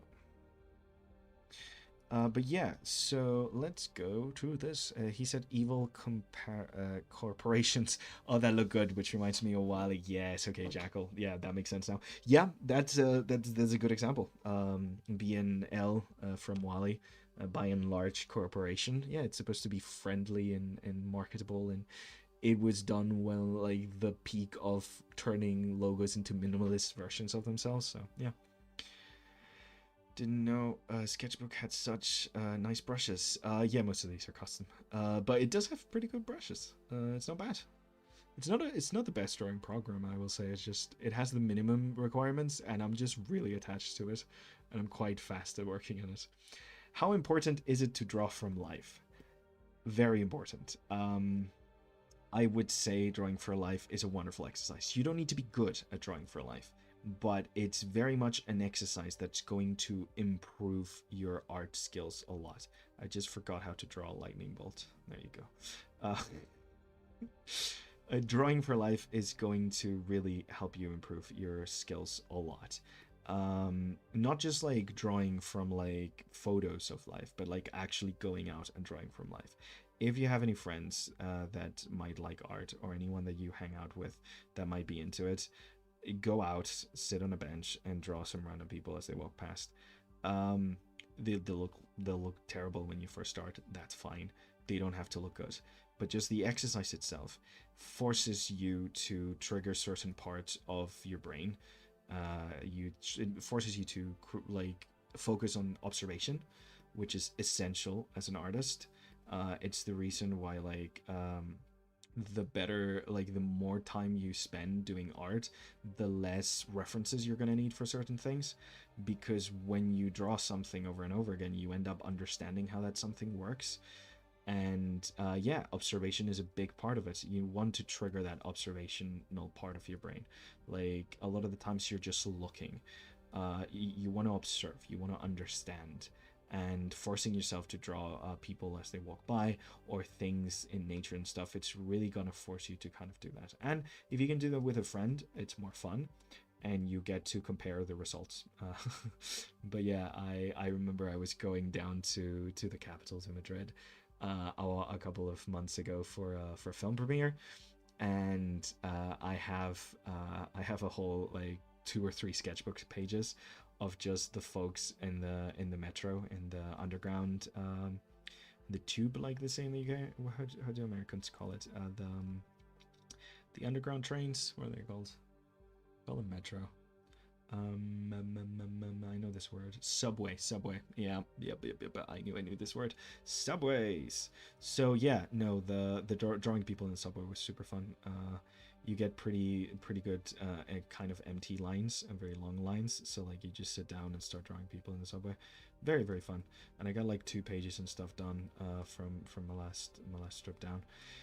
They don't look great. They look kind of funny, but it's generally such a good exercise. It really forces you to flatten reality as well, and try to get better at perspective and all that good stuff.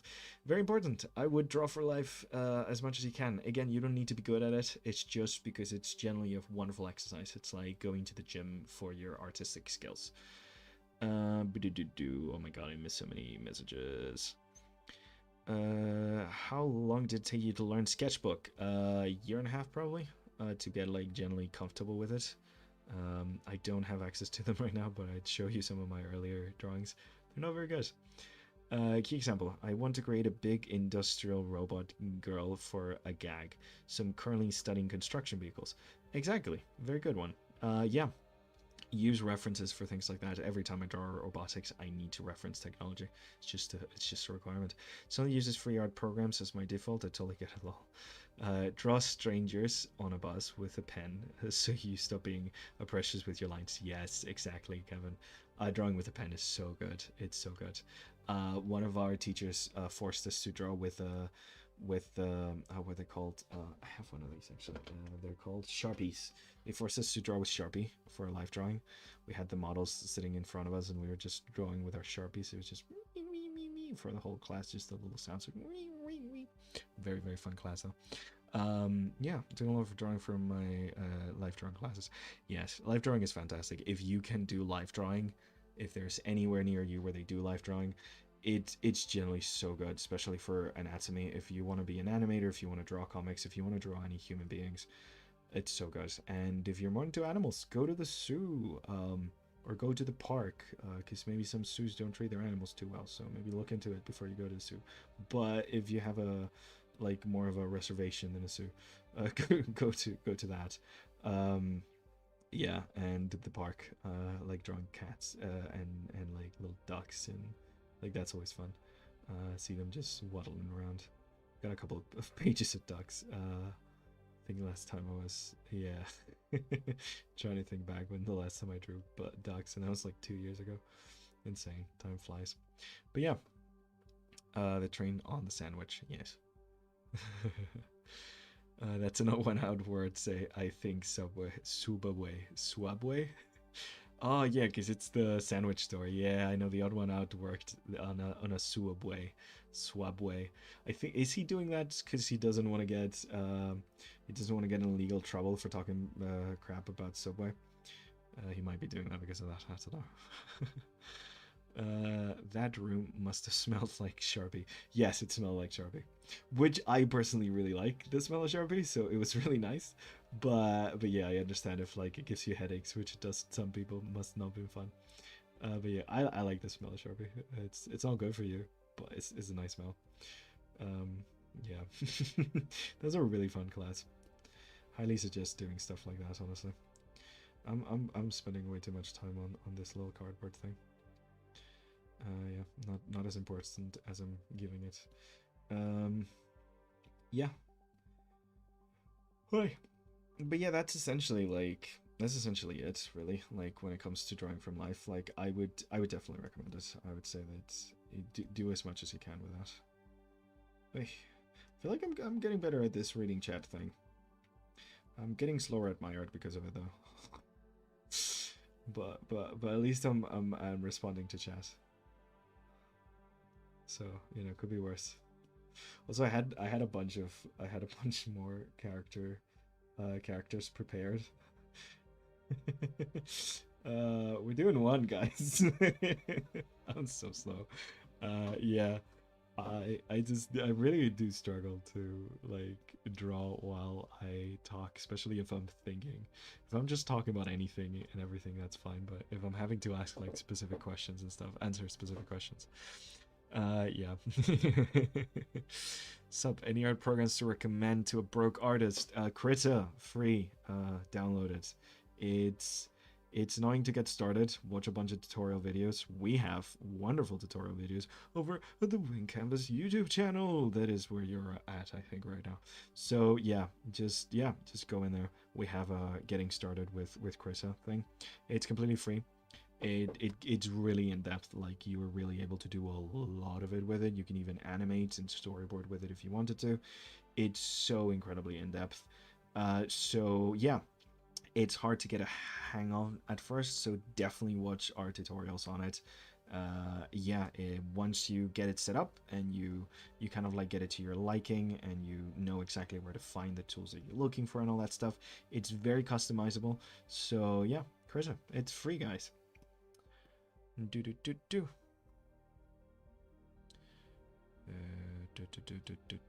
Here's Krita playlist. Ah, there you go. We have a whole playlist. Fantastic. Dang it, Vin and Kevin are just are just battling to see which one gives you guys the most the most information the fastest.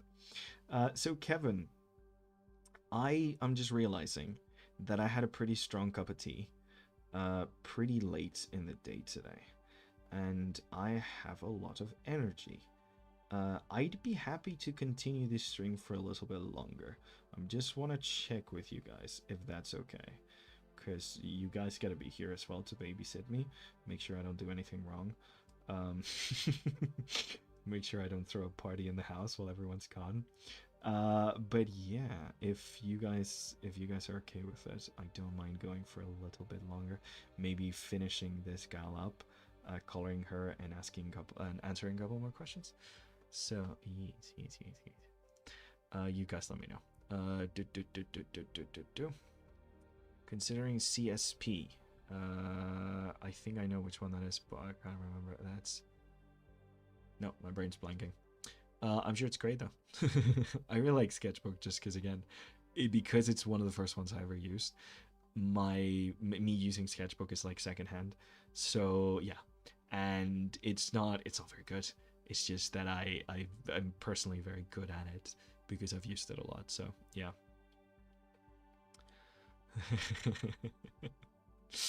Oh man. Okay. Now we must dress up another one of your OCs on another stream. Yeah, we should do more of these. I need recommendations. Yes, we have great recommendations. It's fantastic. Krita is the one that got away from me. Oh yeah.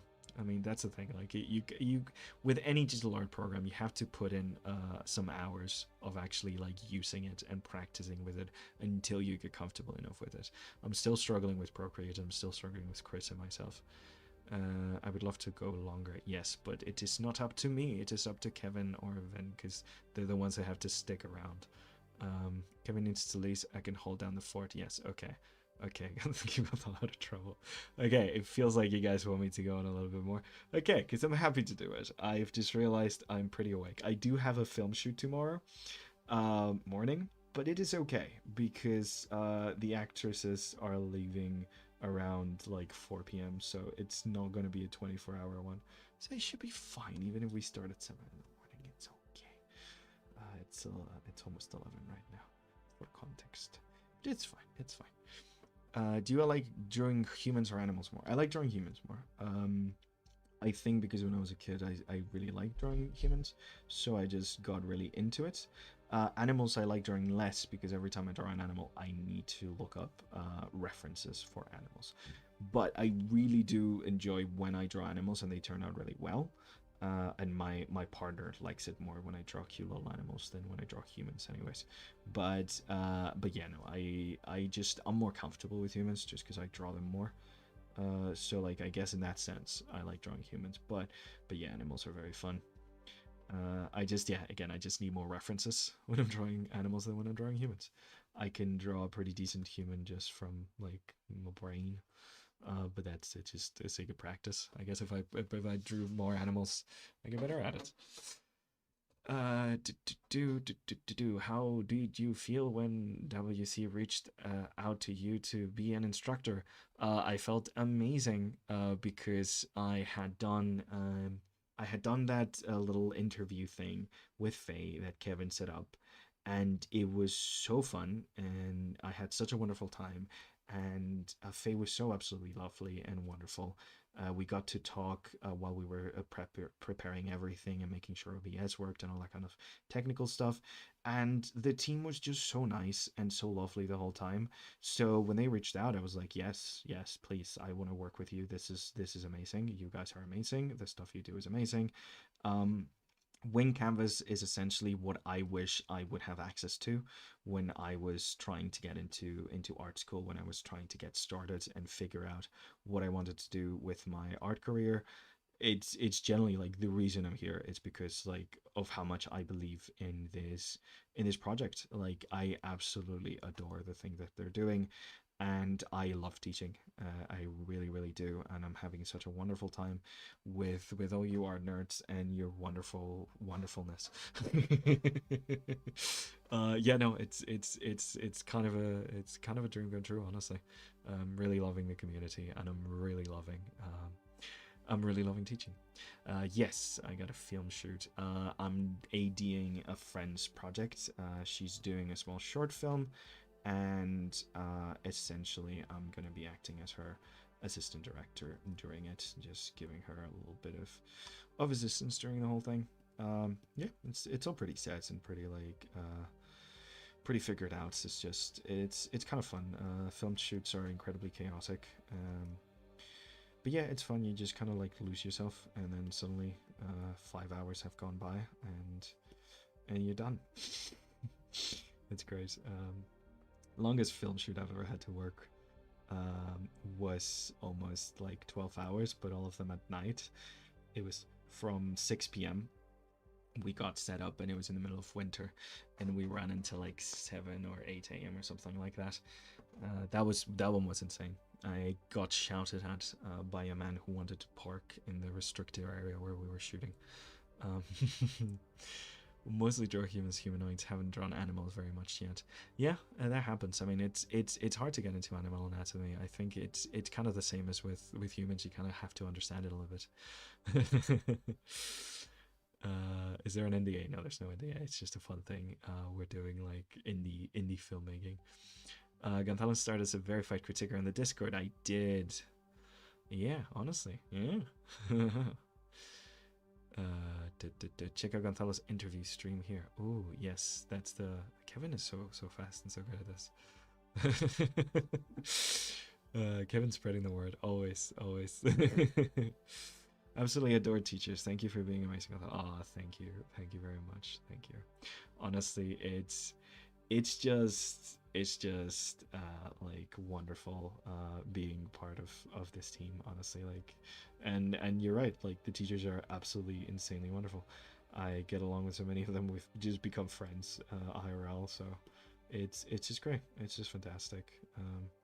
Yeah, I talk with Iggy and Jesse a lot, especially. We like we like talking about everything that's going on and our work outside of Wing Canvas and all that stuff. It's just very fun. They're just such wonderful people, and it's so lovely to work with such an incredible team who put so much effort in. I mean, and like even like the guys you don't get to see, like all of our staff behind the scenes, like you have no idea how much work they do. Like people like Vin and Kevin are just like holding us up. Like without them, this just go to shambles. Like it's incredible the amount of work they put in to make sure to keep all these like different schedules throughout like different time zones, make sure that like all the promotional things are going out, all the courses are running the way they should. Like it's insane, guys. It's such an incredible operation, and they're doing so well. And yeah, I'm not just saying this because I'm literally on the channel right now. Hashtag not sponsored. Yeah, I'm just really loving this job. I would not be doing it otherwise. Like, like the Phil said, how many jobs do I have? Yeah. Might join Discord. It would be nice to have a community of artists I can go to ask for feedback in my personal project. Yes, Silver Moon, join the Discord. It's generally great. That's how I got started. I started by joining the Discord, and we have a couple of channels which are literally just set for feedback, and we have verified critiquers, which is a role where like I think Evie's in charge of the verified critiquers, right, Kevin? Essentially, Evie tags you and says, "Go give feedback to this person," and then you just show up and you give a lot of feedback, and it's all like people who know a lot about what they're talking about. It's fantastic. Yeah. And yeah, like literally, like Kevin's saying, perfect spot to inhale creative energy. It's just really good vibes, guys. Okay. Another question.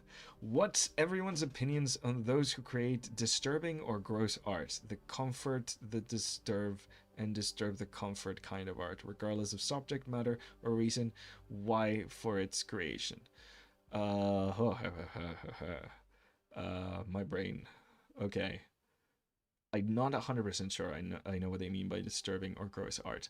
Are they talking about the postmodernist movement of like just crapping on what like fine art is supposed to be, or are they talking on just like generally like just like gore, or like I'm not 100% sure.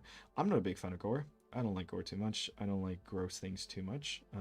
I don't mind the postmodernist movement. I'm not a big fan of the fan arts, the fine art cycle, and all the corporate money and tax dodging and like money laundering that goes on through it. So in that sense, I don't mind that. I find it pretty funny that someone stapled a banana to a wall, and that it upset a lot of people.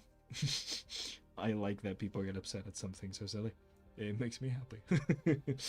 But yeah, I think that's my opinion on that. Some if whomever asked it is on chat, please give me a little bit of clarification of what exactly it means, because I am a bit lost. I'm not 100% sure on the specifics of what they're asking about. But yes, I know this was asked to other instructors, so maybe other instructors have answered it too and better. I'm not familiar with the specific movement of comfort the disturbed and disturb the comfort. I am not familiar with it. Cool phrase when you do the whole inverse thing. It's kind of fun. Yeah, as someone who picked up art 2 years ago, I have no idea where my art would be without Wing Canvas. Very thankful for you guys. Aw, Sish, that's so nice. Oh my god, my heart. What about concept art would you recommend instructional? Gurmina, basically, if you're wanting to get started, it's like you just started art and you want to get started on like getting good at this kind of thing, anything to do with the art foundations is very good. Understanding 3 dimensions, understanding depth, understanding proportions, and understanding color is very much essential. If you already have that in the bag and you're wanting to get more specific about it, we do have a couple of courses on character design and those more like specific kind of things. That is also very good, even though character design is its own discipline. A lot of the ideas of shape language and all of the ideas of like color as like a metaphor and things like that, absolutely essential for like concept art, but also painting and landscapes and things like that. It really does depend on what kind of concept art you want to do. Not the banana, but the reaction to the banana. Yes, exactly. I feel like that's the thing when you staple a banana to a wall and ask for $5 billion for it. I think the art isn't the banana. The art is the people reacting to the banana. Yes. Well, the art industry has a skeleton. Has so many skeletons. I'm not even going to post the principles of art playlist. I'm giving Vin the chance. Oh, there you go. Vin got it. Kevin, my God. Just, yeah. Wow, wrong link.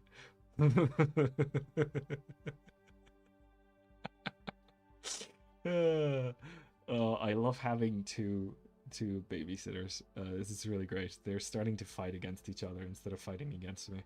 They're forgetting who their common enemy is, and this is fantastic for me. I'm winning this war for sure. Okay, let's do a little bit of color here.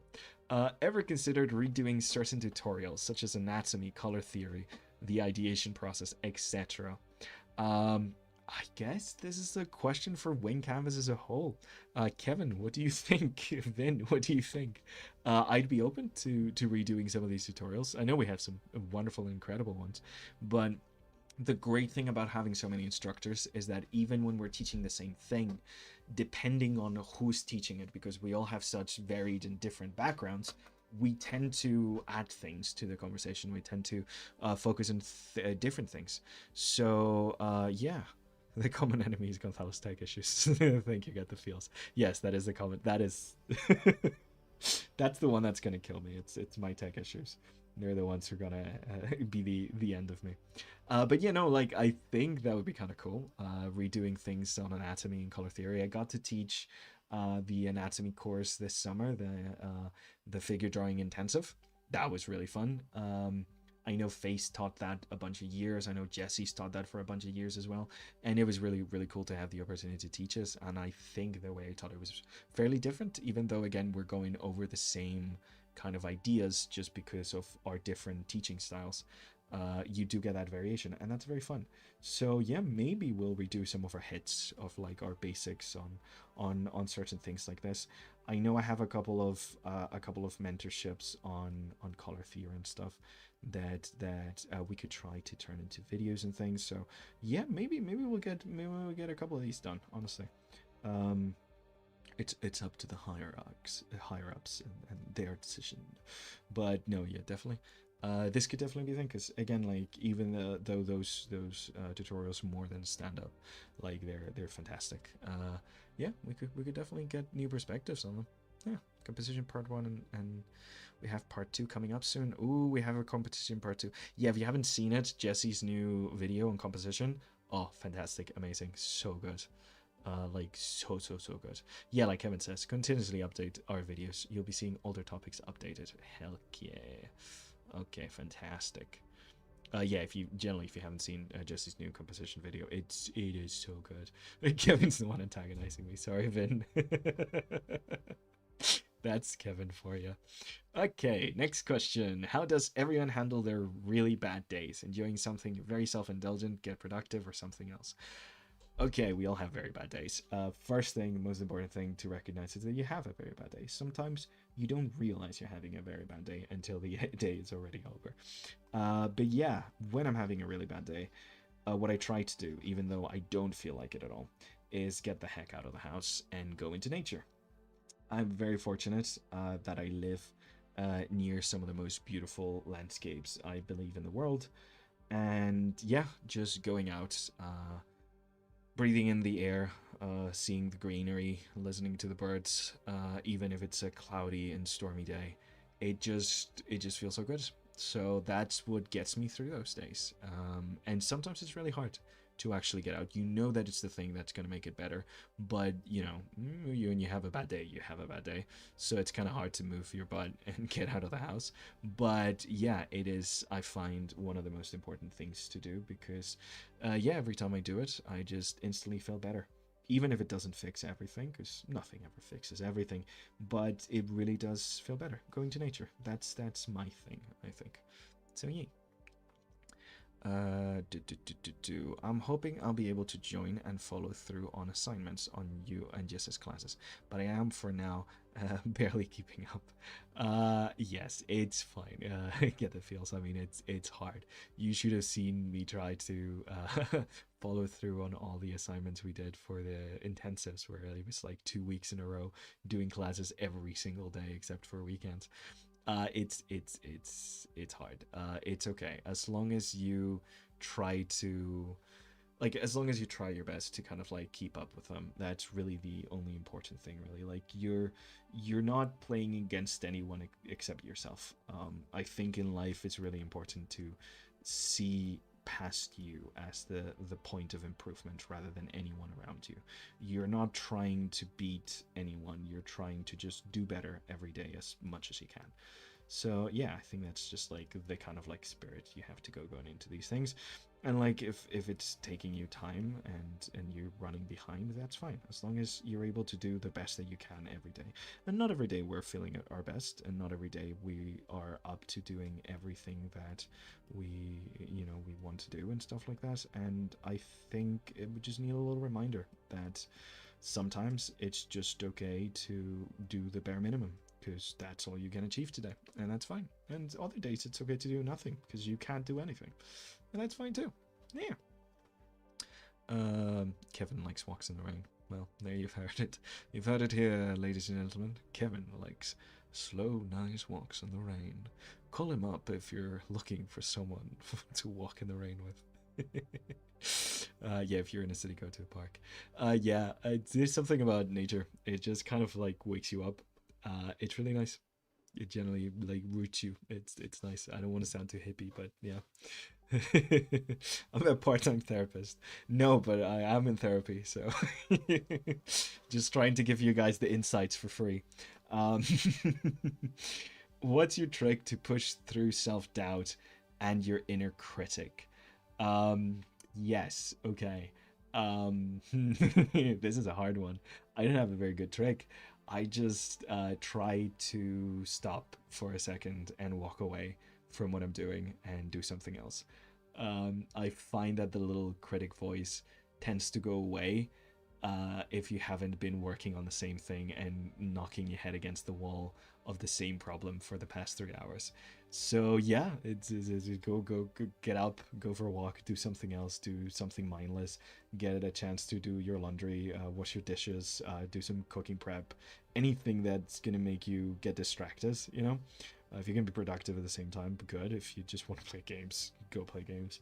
But yeah, it's just about kind of like what I do, at least, kind of like taking myself away from that situation and trying to come back later. Yeah, I feel like this is something I struggle with a lot, mostly because I'm stubborn and I don't like leaving things unfinished. Yes, Silvermoon, I have the same issue. I am not good at leaving things unfinished. I have to force myself to leave things unfinished. I think I got a little touch of ADHD there, and I struggle with the getting into a project and the getting out of a project. Once I'm into something and I'm doing something, I'm very efficient, very quick, very stuff. Like, I focus. I think that's one of the issues where I have here, where like I struggle with reading the actual chat, and it's because I kind of like focus on the one thing and then laser focus on that. So yeah, no, I don't tend to enjoy leaving things unfinished. And when I leave things unfinished, I tend to be thinking about them and going back and being like, oh, I really need to finish that. I really need to finish that. So it's not easy, but it's the thing that I force myself to do if I'm like, again, banging my head against the wall of a problem where I'm like, I don't know how to solve this. It's not productive to just keep going. It's not productive to just just feel bad about the fact that I'm not doing it correctly right now. Yeah, just give myself some space and try to do it. And don't compare yourself to other people. Compare yourself to your past self. Compare yourself to what your goals of yourself are going to be, and realize that you're getting closer and closer. Sometimes it's good to have someone who's not an artist look at your work and remind you that even though you're comparing yourself to some of the best people in your industry and stuff like that, you're pretty good. Like, you're pretty goddamn good, and you need to remember that. I've definitely improved on just leaving my pieces that aren't working out and starting fresh, but I've had my fair share of troubles with it in the past. Yes, Finn. Yeah, me too. Uh, Learning to give up is generally hard. You wouldn't think so. We get told that like laziness and giving up is such a bad thing that you'd think that giving up and being lazy is so easy, but it's really not. It's really freaking hard. Giving up and being and like abandoning projects. Yeah, because you have that little voice being like, "Oh, you shouldn't give up. You can't give up on this. This needs to be done, and you haven't done it." But yeah, no, you learn to give up. If something's not working, it's not working. I think concept art is like definitely a skill in the land of concept art you really need to learn. It's just abandoning things when they're not working. Abandon ship, it's fine. It doesn't make you a bad person to abandon ship, unless you're doing it literally and abandoning a bunch of helpless children in the boat. Why would you do that, Kevin? That's why would you do that, Kevin? Gosh. Everyone asked Kevin why he abandoned a bunch of children on the sinking boat. That's just so nasty, Kevin. Anyways, next question. Bloop. Do you have any advice on learning how to place the facial landmarks of the face at extreme angles, or just any advice on constructing the head at hard angles, from looking underneath you or looking at it from the top? Yes. Thank you, Vin. Really glad I have you here to back that up. So yeah, I'm gonna show you guys how to draw a face quick. Um, Actually, we do have, because during the intensive, oh, we should make this a video. We should make this a short video. We do have a bunch of video of literally me doing this and like teaching how to do this during the live drawing intensive. Essentially, when you're thinking the face in these angles, what even I know I would. It's good to be self-aware, Kevin. So essentially, what I like to think when I'm drawing a face from like up above or the side and stuff, I like to think of the face as like a mask. I like to think of it as like, you take this plane, essentially, like this flat plane. You take this flat plane with a center, and you have the line for the eyes, the nose, and the mouth. And you kind of like bend it. And that's what your face ends up looking like. You have this bending plane over here with a line for the eyes, again, the nose and the mouth. Fantastic. And the middle parting line. So I like to think of the face as this. It's like this ball and shield kind of face construction, like where you have the skull, which is a little bit elongated, and then you have this wrapping around. You have this kind of like this kind of sheet of paper, essentially. When it comes to the proportions themselves, it's actually really fun. There's this, I forgot what the drawing method is, but I learned it from a random old man artist on YouTube. Very cool. He was filming himself drawing traditionally, and I was like, this is great stuff. Yeah. So from the top of the skull to the bottom of the jaw, you essentially find the halfway mark. That's where your ear is, and that's where your eye is going to be. And then halfway through there, that's the bottom of your nose, exactly where your nose meets your lip. And then halfway through there is the bottom of your lip. So like where you have your bottom lip right there. Here you go. And that's your proportions for face. Bonito. I like that a lot. So yeah, it's the half and half and half method. You just go halfway, then halfway, then halfway. Yeah, pretty neat if you want to draw a face quick. So yeah, you essentially just mix these two things up and you can draw faces at weird angles. Let's see. So someone looking up all the way. So let's draw a face like this. This is our little thing. We go halfway through that, halfway through that. So we can draw our little eyes looking up. We can draw the bottom of the nose. There a little bit more goes into it because you kind of have to understand the like three-dimensionality of like all these things. But again, I think we might do a little video on that. I want to do a little video on that because I got like a whole like 4 hours recorded of me talking about this. But yeah, essentially that's like your jaw, and that's like someone looking up. There you go. You draw the neck, bloop, and the shoulders, bloop, bloop, bloop. There you go. Someone looking up. Fantastic. Haha. So yeah, that's how you do it. Whomever asked the question, I hope this helped. I'm gonna go back to painting this lady. But yeah, that's how you draw a face from different extreme angles. It's just about knowing a couple of things about the three-dimensional shapes that make up your face, and then kind of like setting them in the right place and stuff. But yeah, I like the mask wrapping around method. I find it's really good for like thinking of perspective and things like that. So yeah. Okay. Random old man dropping pearls of wisdom. Literally, yeah. I wish I remember what the name of the channel is, but he has like a 5-hour course where he just talks about all of this and stuff. Just uploaded there randomly in the dredges of YouTube, and I found it, and like the lighting's pretty bad and the audio's pretty bad, but it's an amazing artist, and he did such a good job of explaining things. So yeah, that was like from a couple of years back. I don't know if it'll still be on or something, but yeah, I really like that method. How do I grow my skills without being part of an art community? um don't be part of an art community. I think what they mean to say is that they might not have access to an art community where they live. um the world of the online is a wonderful landscape of opportunity. Yeah, online art communities are fantastical for like having a little bit of that backup and that kind of like support. I struggle a lot pushing myself on my own terms to do things.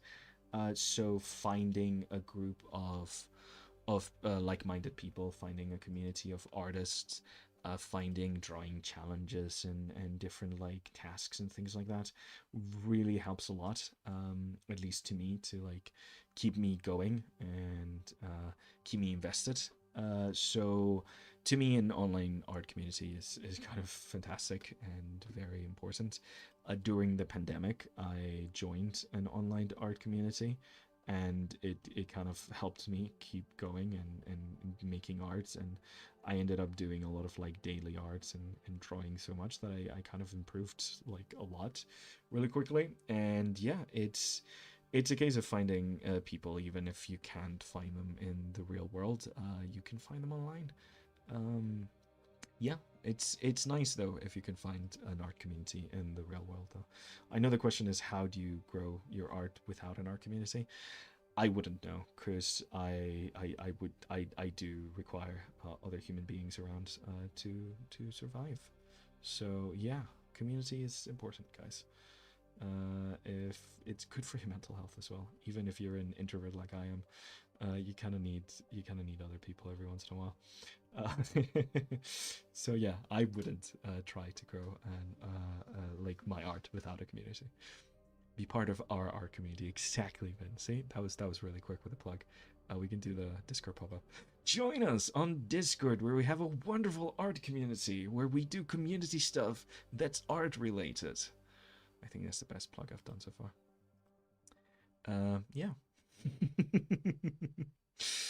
You're already part of an art community below. Yeah, exactly. Community's great. Okay. Bloop. How polished does your concept art have to be to fit in portfolio? There's an missing there. I think I might have deleted the accidentally. Um, Not very. You just so it's weird because it really does depend on what kind of jobs you're applying to.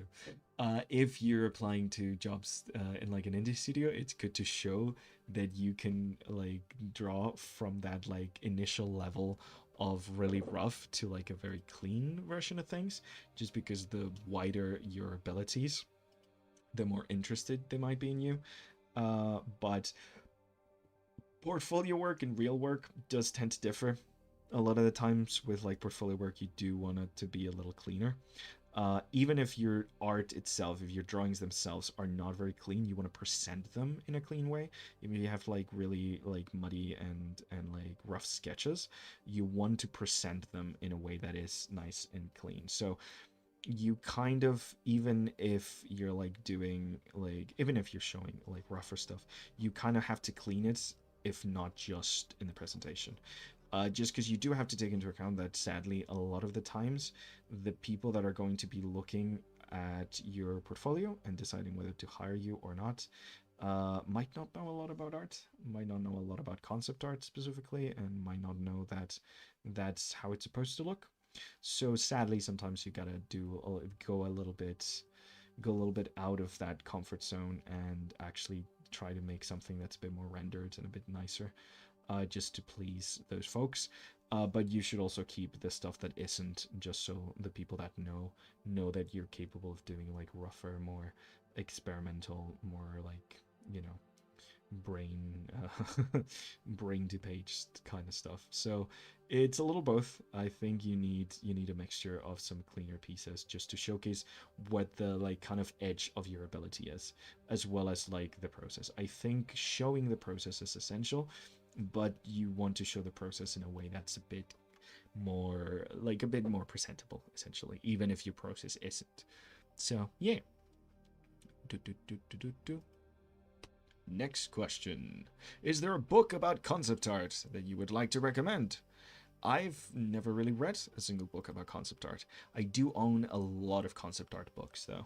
If, like me, you love concept art books and you love looking at the rough sketches and the little paintings and stuff that are part of the process of your favorite movies and games, I highly recommend looking for either secondhand books, or I think they're called like, oh, I don't remember what it's called, but there's a part of Amazon that sells like battered and broken books that really just have like a couple of big scratches on the covers or like really bad edges, and they set them to like a oh, these books are kind of broken section. So keep an eye on that. I've bought a bunch of books from there, even though I'm not a big fan of Amazon, because they do get discounted heavily, and concept art books are expensive. But I don't actually have a lot of like can't think of a single like art book that I have that's like an art tutorial book that's specifically about concept art. I'm sure there are some out there, but I do have more like, whenever my art tutorial books are more about like illustration and fundamentals. I even have some animation ones from my degree and stuff like that, but I don't. I just realized I'm painting around there. I don't really have any specifically about concept art. Just concept art books. I like seeing what the best people in the industry are doing, and it really does. It really, like, they really present them in a beautiful way. It really shows like pre-owned books. Yeah, pre-owned books are so good. Bookstores and libraries, oh my god, yes. If you can walk to your library, which might be an issue for some if you live in the States, but if your library is accessible, libraries are fantastic. Libraries are the best. I would, when I was growing up, I would spend my childhood on libraries just looking at concept art books and those like encyclopedias and things like that. Those like fictional encyclopedias they did for like Star Wars and things like that, where they just had like images from like all the different like props and things like that. Like, that is fantastic. Libraries are just a magical place, and everyone should support their local libraries if you can. They're great. They're awesome. Go libraries. We love libraries in this. I don't know if the Wing Canvas specifically loves libraries, but I think we do. I think we love libraries. Can I say Wing Canvas loves libraries? No, because I'm just me. But we love libraries. Libraries are great. We support libraries, and library learning resources are amazing. Yes. Okay. I have a question about how you are coloring Ivy. Yes, you colored her white. Then this is a nice peach brown. Are you coloring over it with white again? Why are you doing like this? I'm coloring it white because her hair is white, but it's a specific off white. It's kind of weird. I color white because I want to make sure that the color blocking thing, like the when I'm doing this bit where I'm just like, uh, I don't close my line art, so I can't fill, and even if I like expand the fill, it just looks awful. So I like manually find the edges of my line art, and I do it with white because it has the most contrast, so it allows me to see, like with the dark thing, just like with more contrast, to see if I'm coloring it correctly. And even then I just realized I kind of missed the spot here. But yeah, then I colored it beige. specifically because that's her skin tone. Generally, I kind of go for like the whatever's the most prevalent color in a piece, and in this case, I just went with the skin tone. But it's kind of like a little bit of underpainting. And the reason I'm coloring white again is because her hair is white. But it's not really white. It's like this weird off blue kind of like gray thing. But yeah, so that's why I'm doing that. And not going back and forth. Yeah, it kind of looks like I'm going back and forth. But yeah, no, that's why I'm doing that. It's just because I'm specifically like taking out the bits of her hair that are kind of like this white bluish hair that she's got. Um, Library's not a sponsor of Wing Canvas, but we love them. We'd welcome their sponsorship. Yes, please, Library, sponsor us. Thank you. Uh, we'd love to partner with libraries to win you Wing Canvas on their screen. Actually, that would be amazing. Oh man, yes, that would be so good. Yeah, reach out to your local libraries and tell them to email us. We would love to bring like Wing Canvas courses to local libraries. That would be amazing. Yes, everyone listen to Kevin. Kevin knows. That's interesting. I always wondered why artists did it that way. I've always done my colors with the fill tool. Yeah, it's the thing is like my line art never is like I don't have like this is my clean version of line art, and even here like I my line art is very expressive. I don't like closing things off completely all the time and stuff. I focus more on like the vibes than the actual like line being like closed off and stuff. So like if I used the fill tool, I would just be trying to close all these gaps over and over and then filling and realizing there's a gap missing, trying to find it. I just don't bother. So yeah, that's why I do that. Yeah, no worries, get the feels, that's fine. um any advice on indoor backgrounds? I'm more comfortable with outdoor backgrounds because you can get away with imperfection, organic parts. Yes, but it's always the case with furniture. Yes. So, essentially, the indoor backgrounds is just perspective. It's a lot of perspective. I cheat sometimes. I've worked on some layouts for a couple of like indie animation studios, and layouts is what we call background paintings in 2D animation. You call them layouts. Don't know why, but that's what they're called. So whenever I had to do an interior, I would start with a little sketch of what I want the interior to look like, and then I would set up a perspective grid. But because I have a little bit of a background in 3D, again, not very good at 3D, but I can model a cube. I would, instead of like painstakingly creating like an actual like perspective grid, what I would do is I would block out the major like shapes in a 3D program, and then move the camera around to kind of get the same perspective as my concept, and then use that as like literally just have it as like a low opacity thing under while I'm trying to clean up the background.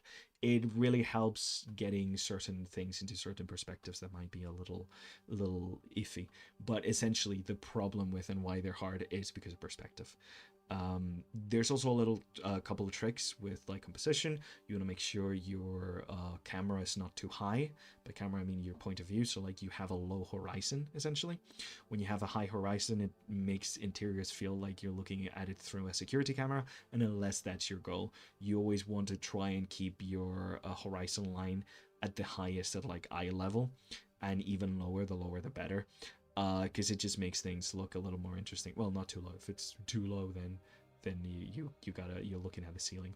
But you guys know what I mean. But yeah, that's kind of like the thing. Yeah. I like that. I'll use that. My lines art is expressive. Yeah. I feel like another thing I struggle with is being rough with my sketches. I always try to make them look good before I start the lines. Yes, Silvermoon, that's a thing. You got to allow yourself to be sketchy and rough and weird. Um, it's a struggle sometimes. I have a little bit of a background in storyboarding, and even my rougher sketches, I want to make sure that they're communicating as much as they can. So like it is a bit of a back and forth sometimes with that kind of stuff. But honestly, like, you have to allow yourself to be messy. You have to allow your sketches to be rough and messy, because it's kind of like concept art. It's how you're going to figure out if what you're drawing is the thing that you want to draw and that you like it or not. You got to allow yourself that little bit of like back and forth of just like doing a little bit something a little bit messy. Okay. More questions. Also, I'm definitely not gonna finish this in time. We're already almost 30 minutes over. I'm gonna take Kevin and Vince's judgment for when we should call it a day. Probably not gonna finish this today. But yeah, do.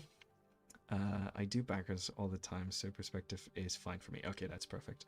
Then it's you might have an issue with either composition or the things within your composition looking too rigid. Thing when you are focused too much on perspective, you end up with like very rigid objects that look very mechanical. Sometimes you gotta play along with it, like even within the same like perspective grid. If you want to make a couch that's a bit more like interesting and has a little bit more personality, a lot of people don't think of like of objects this way, but objects have personality. They're kind of like character designs. You got to think of them as like with a certain personality, and they tell you a little bit about the place that they're in and stuff like that. So sometimes you got to be a little bit crazier and like really push the kind of like lines and stuff like that. So it might be an issue of rigidity then, or composition essentially. If you want tips on composition, I'll let you do it, Kevin. But wonderful new video by Jesse on composition. Don't know who edited that, but they did a wonderful job. But yeah, no, wonderful video. So take a look at it. Do. I was trying to turn on a projector yesterday, and then it started smoking. Yeah, be careful with that. Yeah, that can happen, especially if it's very old. Composition is the bane of my existence. I fake perspective, but I can't pull it off most of the times after 4 hours on a piece. Yeah, I fudge perspective constantly. I was working on a thing on the mentorship right beforehand, and yeah, I didn't have any perspective grids or anything. I was just fudging it. It made me struggle and have to go back and forth a little bit more than I should have. Perspective grids are good. I just didn't have the time to set up one because again, it's like the kind of work that we're doing on screen and being recorded and stuff. Like it really does put kind of like a little bit of a cap on what you can do and stuff. But yeah, we were doing this specific composition earlier today, and yeah, and like yeah, kind of fudge the perspective of the round lake and the columns and stuff. It's not great, but it kind of works. It took me a while to like get it and stuff. They're basic shapes, thankfully, so like it does make it easier. Also, I really want to change the column. I don't like the column. I'm gonna change something else. Anyways, yeah, this is something we're working on a mentorship today. So a little peek behind the scenes there. Yeah, mentorships are fun. We get to do a lot of weird stuff. Learn about a bunch of concepts and things. It's quite entertaining. Really enjoy them. Looks so good. Yes, Swan Princess, thank you. Yes, that was specifically a task. We were doing 2 classes on composition. So what I do usually is that I let my students pick the topics they're interested in learning, because it's a mentorship. I'm working with students that are like at a higher level of learning, and like specifically I want to teach whatever the hell they want me to teach. Like there's no specific topics on these. There's no like set curriculum. So it's about who the students that sign up and what they specifically want to learn. So what I do is that I do polls at the end of every class, where I give them a couple of options of specific theory terms and like very kind of like specialties and things like that. But like some are more generic, some are more I'm going to say specific again. I've said specific 20 billion times in this last 5 minutes. But yeah, basically what they do is that like then they choose one of the topics and I arrange an exercise around them. And in this case, we were learning about composition. and we were doing an exercise where we were just doing some like an illustration of a retelling of a fairy tale, because we kind of all know fairy tales. Everyone has like one where they don't have to think about it too much, they just instantly know about a moment in a fairy tale and stuff. So it was about telling, it was about visual storytelling and communicating a moment and a mood and an idea through that composition, and specifically the like looking into fairy tales. So yeah, we do a lot of that kind of stuff where like we take a little bit of theory, but then we put it into practice, because I think that's a very important thing, to just like actually take it down to that level of actually trying to practice things. So yeah. Okay. Bye, Jackal. How to get into concept art and what should your visual library be like? Okay, so these are two questions. How do you get into concept art? You do concept art. Don't wait for a studio to hire you. Give yourself a little prompt. I think I've talked about this already. Uh, I warned you guys some of these. I was gonna repeat myself, but yeah, don't wait for someone to hire you. Give yourself a prompt. Give yourself a task of something that you would do, and give it a go and try and do it. Make your concept art journey be self-directed and start there. Once you have a couple of those, you have a portfolio and you can start applying for professional jobs. That's great. And second part, what should your visual library be like? Well, I don't think we've talked about visual libraries, but visual libraries essentially is what we refer to as like the kind of like things in your brain that you can like visualize and draw just from memory. Um, I visual libraries grow with experience. They mostly are composed of things that surround us, things that we're familiar with, things that we like, things that we spend a lot of time observing and obsessing about. Everyone's visual library is different. I don't think you need a specific visual library to start working in concept art. I think your visual library and what you bring to the table is like unique and special. But developing and growing your visual library comes with using a lot of references, and specifically with what you're focusing on while drawing. If I'm working for a project where I'm drawing a bunch of robots, I'm going to build up a great visual library for mechanical parts and for robots specifically. If I'm working on a project about skateboarding, I'm gonna do a lot of research on that. I'm gonna have a lot of different like visual references for it, and I'm gonna build up a very good visual library on that specifically. So it really is that thing where like what you're wanting to do is get that variety, and you don't start off with it. Like it's just a thing that you grow into. It's just a part of what like being an artist is. So you can't really force yourself to develop a visual library. You just need to be drawing and doing things, and then you'll essentially just you'll essentially just build up your own visual library. And a lot of it comes with just your experiences, your hobbies, your obsessions. If you love trains and you spend hours building little like models of them, you're gonna understand how they work. You're gonna understand what components they have. Observation is really how you build the visual library. So yeah. You will get a chance to see the mentorship Gonzalo is talking about soon. Oh yeah. Oh, join our Discord. Keep your eyes open. Oh, Kevin giving up dropping little hints and little treasures. How do you even keep a visual library? I draw the same a few times until it sticks, like draw a bear from 3 angles. Yeah, kind of. I mean, get the feels. That is pretty much how you do it. Like, I have a pretty poor animal visual library because I don't draw a lot of animals. I have a pretty good human visual library. I could draw a face from a lot of different angles without looking at reference. That's essentially what a visual library is.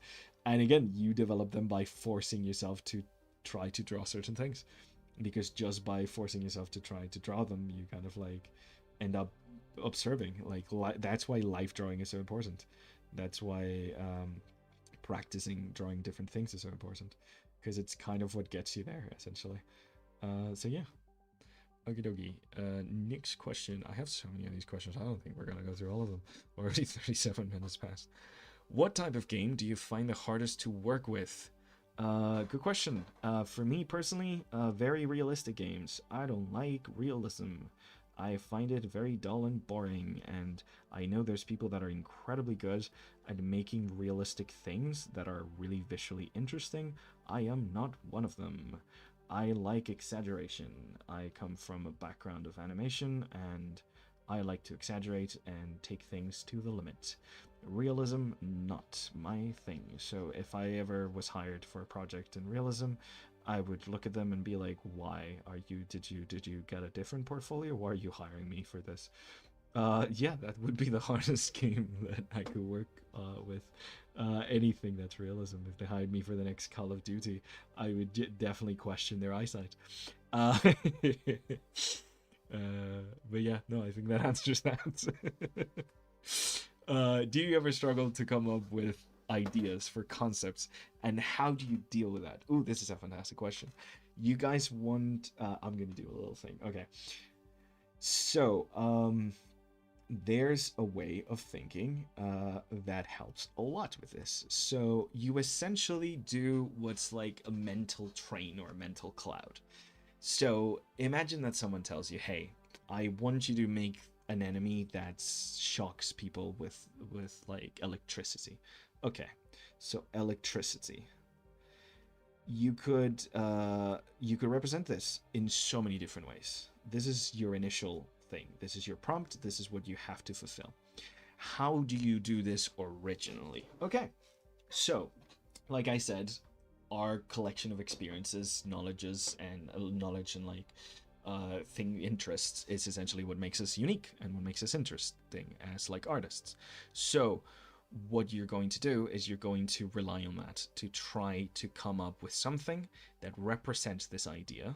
This is very simple, like this is a very simple example of it, but you're wanting to come up with something that represents this idea in a way where like you're getting as far away from the easy ways of doing it for the like initial idea. So we start by giving initial ideas. When I think of electricity, I think of lightning. You know, I think of cables. I think of wires, which is the same as a cable. That's about one. I think of plugs. Okay, so we have 3 ideas already. Fantastic. So we could, let's say someone tasked us to make a creeper that blows up electrically. Okay, we could do lightning, we could do cables, we could do plugs. Cables make me think of snakes. Cables make me think of plastic. They make me think of wiring, which makes me think of like the microchips. There we go. Plugs make me think of walls, sockets. Sockets make me think of horns. Lightning makes me think of well, Frankenstein. Lightning makes me think of clouds. Lightning makes me think of Zeus, which makes me think of Thor, which makes me think of hammers. Okay, cool. So now, instead of coming up like now, if we base our concept, instead of basing it on just these initial ideas, the farther we go from this, the more obscure it gets and the hardest it gets to connect to our initial idea. But there's a halfway point here where you find that key of inspiration. So yeah, now we're mixing these ideas with our concepts, and that's how we're going to show electricity within our concept. We're going to show it with one of these middle ideas rather than one of these basic ones. We can still try the basic ones. Some people like the basic ones, but this is how you come up with concepts. Literally, you just go further out, train of thought.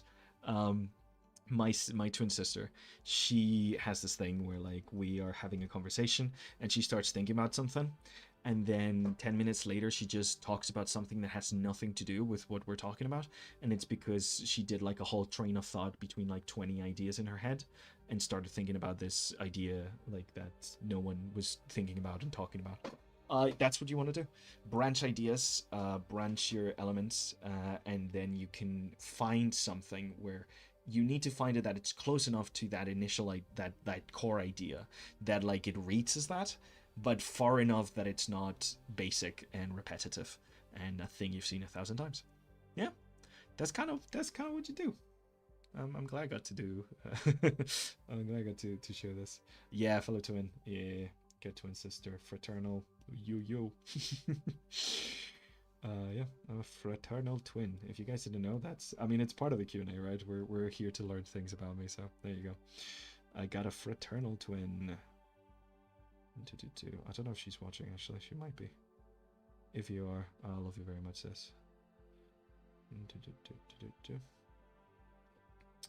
But yeah, that's kind of like how I go about trying to. It's how I like spark creativity when I'm really generally like struggling with a concept, because I'm like, okay, I just can't come up with anything other than this.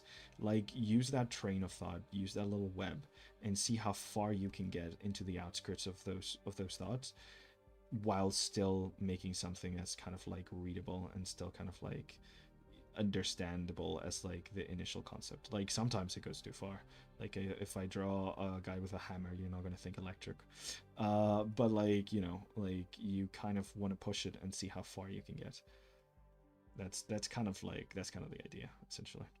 Sometimes draw things that you might like, you might think an idea is really stupid until you draw it, and then you're like, yeah, it's stupid, but it kind of works. So yeah, never be afraid to do that kind of stuff. Yeah. Oh, hey, Fullerton. I'm older than my twin brother. 1 minute. Yeah, I'm older by 2 minutes. She's not an illustrator. No, she's a scientist. She's a but not even a microbiologist. She works even smaller. She works with proteins. She's a doctor. She just finished her doctorate last year, and she worked to help create the COVID vaccine, and she's published like 15 papers or so. She's incredible, honestly. She's wonderful. And I make doodles. I do little doodle drawings. But yeah, 2 full minutes. Yes, my poor mother. Okay. What kind of things do you know about character or scene before you start making concept art? I feel like I might be going in circles now. Yeah, so when it comes to making this, like, is this the last one? I think. How do you organize your ideas, thoughts when making concept? Yes, we've come full circle, guys. That's literally all the questions. Fantastic. We can go now. Yeah. That was it, guys. We did it. That was all the questions that I got asked. I think I answered them all. It only took me almost 3 hours. Yes, my sister is incredible. Oh, thank you very much. Yes, full circle. We did it, guys. I'm really sorry to say, this is gonna be the end of the whole live stream. I could continue on and keep drawing, but I think I've already made Kevin and Vin suffer long enough. I'm gonna release them, yes, from their eternal prison. They get to go home, see their families. It's been 20 years since they have. Their kids have kids now. It's all very tragic. But yeah, essentially that's it for us, guys. I really hope you enjoyed this one. I really loved spending time with you all and answering all these questions. I like these chill streams. There was no expectation for me to finish anything today, and I didn't, which is great. But yeah, essentially that's it. Like, that's I think all the questions. And I'm really glad you guys got to show up, and I hope this was engaging. I hope this was fun. I know it was very talk heavy, and yeah, I know I had a wonderful time. Really liked hearing all your questions, and oh, thank you very much. I'll have to finish her at some point, and I'll probably post her on the Discord. So just another chance to give us another little plug for a Discord. Join our Discord. It's generally a wonderful community of art nerds. That's what you guys are called, by the way. We call you art nerds. I think it's a great name. And yeah, it's a wonderful community. We have tons of free content for you guys. We have a lot of monthly challenges and different things. I mean, Evie, we were talking about her. She does these wonderful lists of prompts, monthly prompts for you guys to have, like little daily prompts and things. Like it's so amazing. We have channels specifically for feedback. We have channels for banter and talking to other art nerds, and it's just a wonderful place. Very welcoming, very accepting, very loving, very wonderful place. Highly recommend. Please join the Discord, completely free. And yeah, thank you very much. Please give a round of applause to Kevin and Vin for sticking around and babysitting me for this whole thing. We went 15 minutes over what they were supposed to be here for, so yeah, give them a round of applause because they're absolutely wonderful. And yeah, I really had a wonderful time, guys. This was really fantastic, and thank you for tuning in. Thank you for all the questions. All the cues were aid, as Get the Feel says. And yeah, remember to check out the past Q&As that the other instructors have done, because they're fantastic, and we still have a couple of them to go for the rest of the month. I think Josh is going to be this week, and then we have Jesse as well, so like keep an eye out on them. They're fantastic. If you haven't yet, go over to our forum. Everything's on the Discord live streaming channel. You'll find all the information, but there's a form there where you can submit more questions. And yeah, thank you so much, everyone. I hope you have an absolutely wonderful Halloween. I will see you all the next time, and yeah, feel free to tag me on the Discord if you ever want to show me any of your drawings and stuff. I love taking a look whenever I can. So you'll see me there. I'm quite active. So yeah, thank you so much. Big round of applause to Kevin and Vin for helping me out with this one, and I will see you all next time.